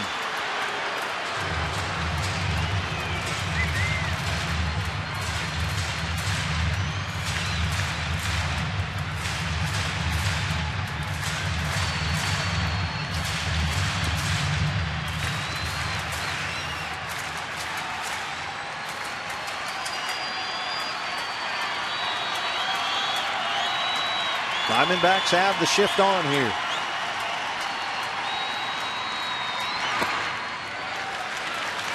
One and one.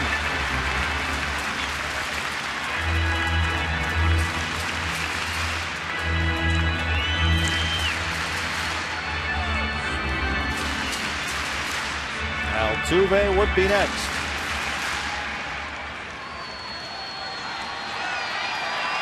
.32 pitches for Huddy, 20 strikes. Bullpen still quiet.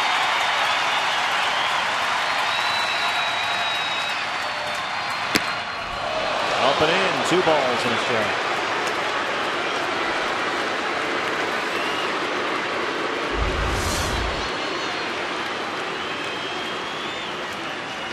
miss a spot by that much. He did.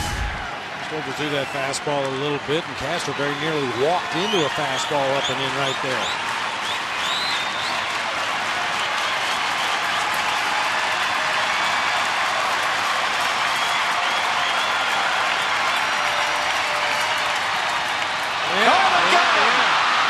Gonzalez is picked off, and Daniel Hudson gets him out of the inning and sends us to the 10th. A tremendous move there by Huddy, and Gonzalez an absolute dead duck over there at first. Daniel Hudson closes out the home half of the ninth. They got him leaning the wrong way, and that does it. We'll go to extras in Houston. Still tied at 4.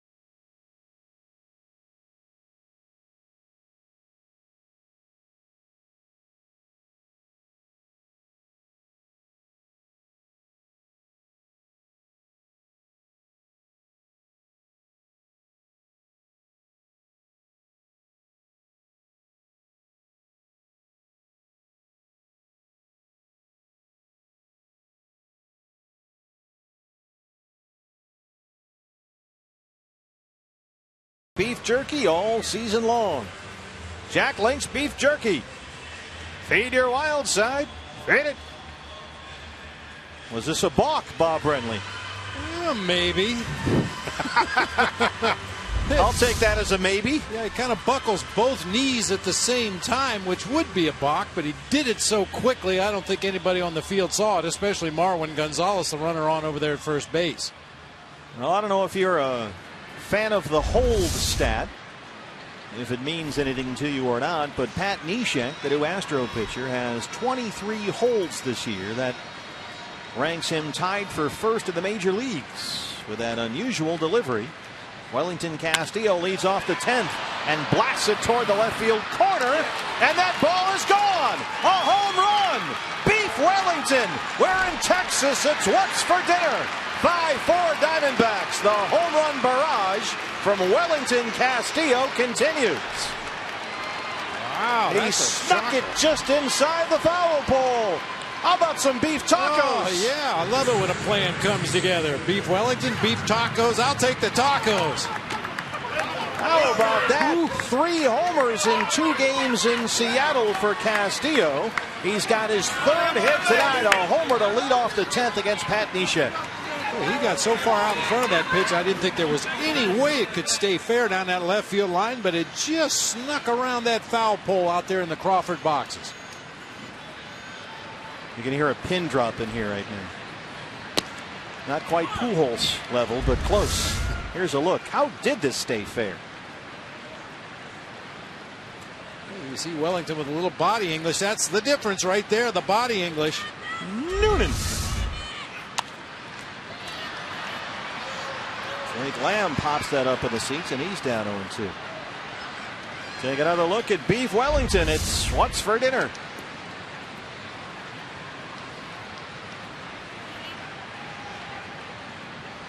Well, this is his 36th game with the Diamondbacks. That's his 9th home run with the D-backs. And his 20th RBI.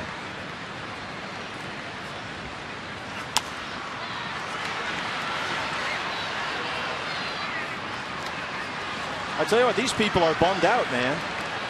They got the walk-off last night. Yeah, I mean, it's crickets in here right now. You know, and when Jason Castro came to the plate there, it seemed to be all lining up exactly the way they wanted it. I saw some people gathering their things together, putting on their jackets, getting ready to leave after the Castro home run, but not so much. Not tonight. Neshek misses inside, almost hit him in the knee. 1-2. Tell you where the beef is. It's in Phoenix, Arizona.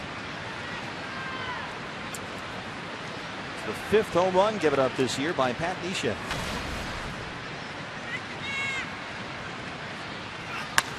Jake Lamb hits this high and deep and right out of here.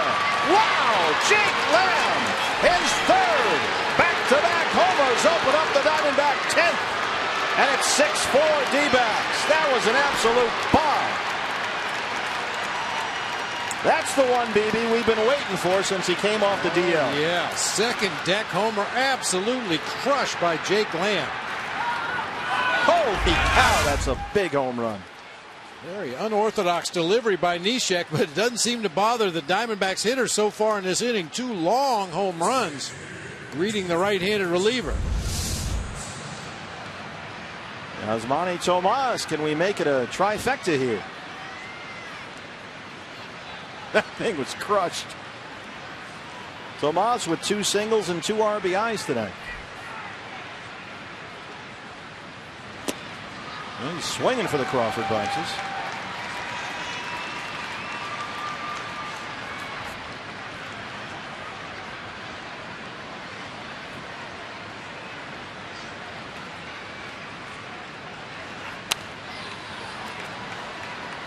That one almost hit Gonzo.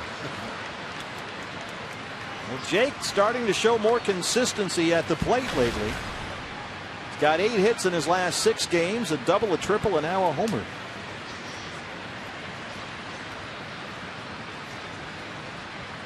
Upper deck here at Minute Maid Park. 0-2 on Tomas.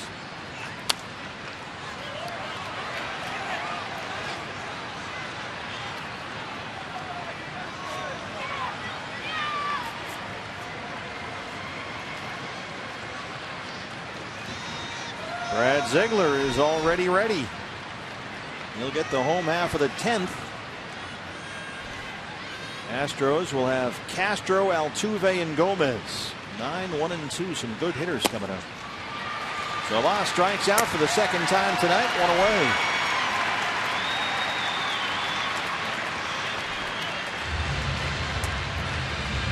Diamondbacks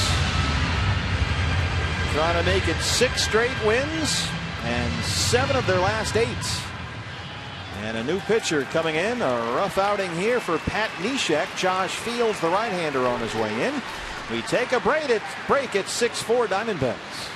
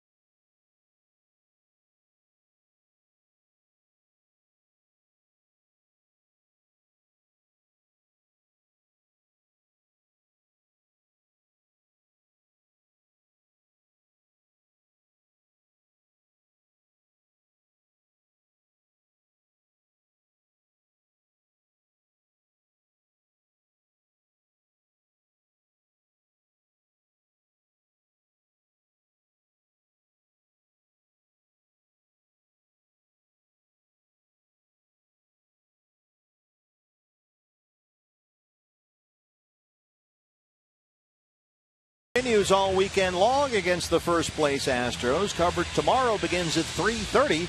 It's the Diamondbacks Live postgame show. It wraps up on Sunday at 10:30 in the morning right here on Fox Sports Arizona. Hellickson and Keuchel, a great pitching matchup tomorrow. And then Sunday in the series finale, Robbie Ray and the right-hander Colin McHugh.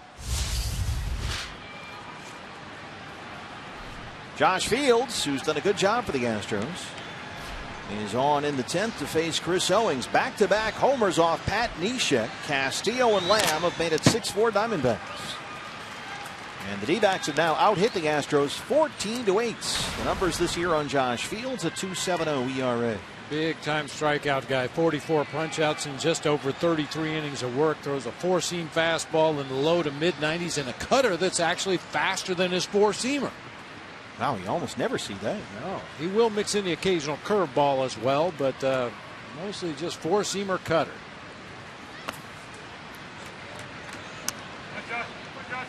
Now, the last time the Diamondbacks won more than 5 in a row, August of 2011.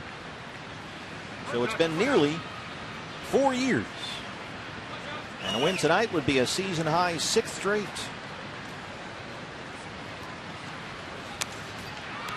1-2 on Owens. Chris singled his last time up. He's 1 for 4. He has struck out 3 times.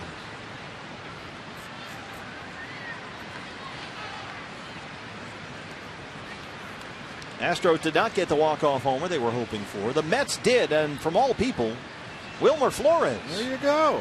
Bottom 12, they beat the Nationals, a huge game in the National League East. City Field in New York, and Owens strikes out for the 4th time tonight. Of course, Wilmer Flores was in tears the other day when he thought he'd been traded for Carlos Gomez. He was supposed to be going to Milwaukee, and Gomez was supposed to be going back to the Mets. But the Mets at the last minute pulled the plug on that deal. It died in the table, and now Gomez is out there in center field for the Astros. And Flores, still a Met. It's a walk-off homer tonight to give them a big win over Washington. Diamondbacks will be in D.C. on Monday to open up a 4-game series. Here's Nick Ahmed. There's strike 1. Nick 0 for 4.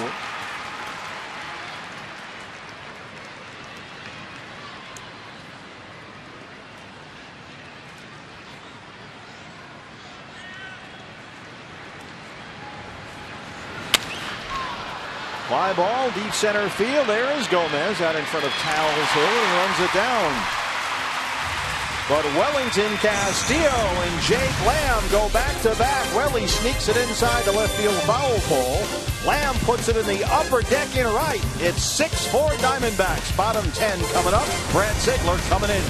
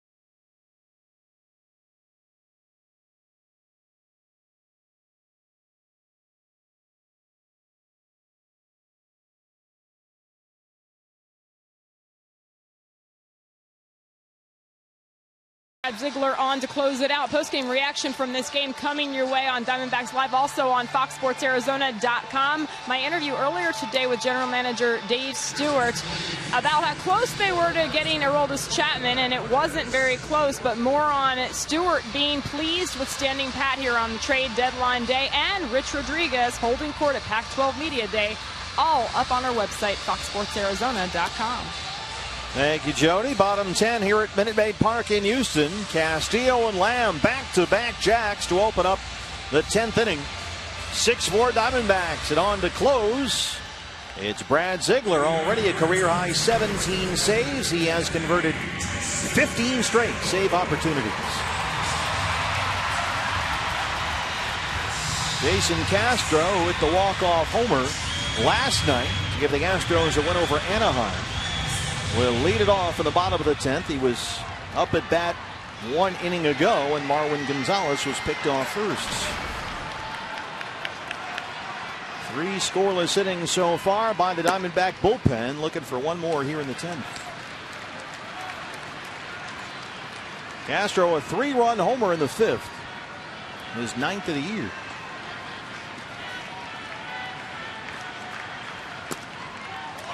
One and one.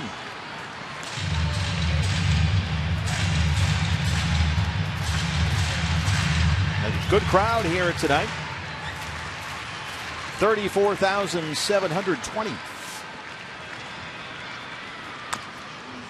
1-2 now on Castro. Most of them have stuck around. There's a fireworks poster. Friday fireworks. Going to open up the roof and let all that humidity in. Yeah, Diamondbacks got the fireworks started a little early here tonight.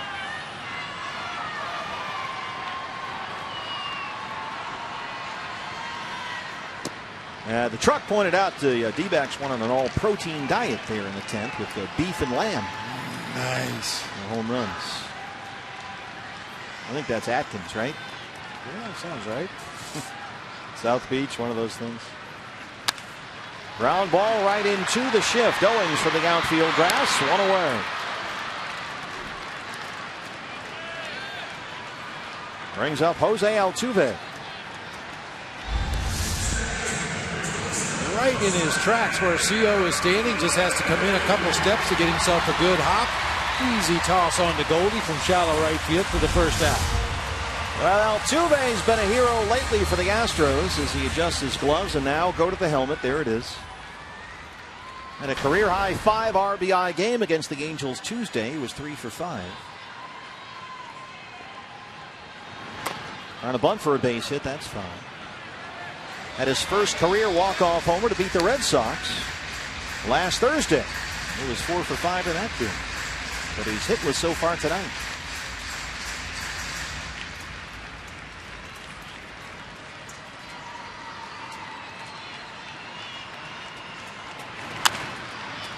That's foul. 0-2. If the Diamondbacks can hang on here, it will be just the 6th loss for the Astros in 43 games when they hit at least 2 home runs. They were up 4-1 at one point. That would tie the largest lead they've blown this year as Ziegler strikes out Altuve, 2 down. Well, the Diamondback bullpen has been outstanding here tonight. Yeah, they really have. We have to do some research, but I wonder when the last time Jose Altuve struck out twice in the same ball game. Only 37 punch-outs on the season coming into play tonight. Struck out twice against the D-backs. Well, last man standing is the newest Astro. Carlos Gomez making his Houston debut after his trade from Milwaukee yesterday. 1-1. Yeah, the Diamondbacks bullpen, Addison Reed. A 1-2-3 7th with 2 strikeouts. Daniel Hudson pitched 2 hitless innings, had 2 strikeouts, and Brad Ziegler so far has retired the first 2 he's faced. He's ahead of Gomez, 0-1.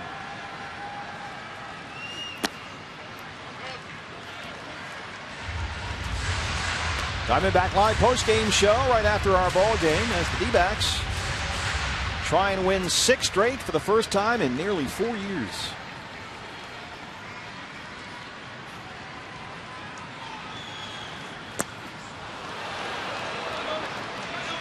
How about that swing? 1-2. That's a Carlos Gomez swing.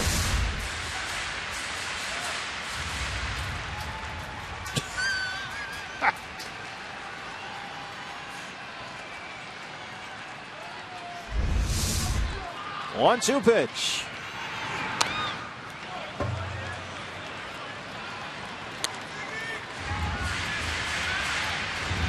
Diamondbacks won 3 of 4 at Chase Field last weekend from Milwaukee. Went to Seattle, won 3 straight at Safeco Field. They swept the Mariners. And trying to open a 3-game visit here in Houston this weekend with a comeback win over the Astros. A ground ball into the shift. And the Diamondbacks win it. They've won 6 in a row and 7 of their last 8. They are back within 1 game of 500. The D-backs had a 1-0 lead. They trail 4-1 and 4-3.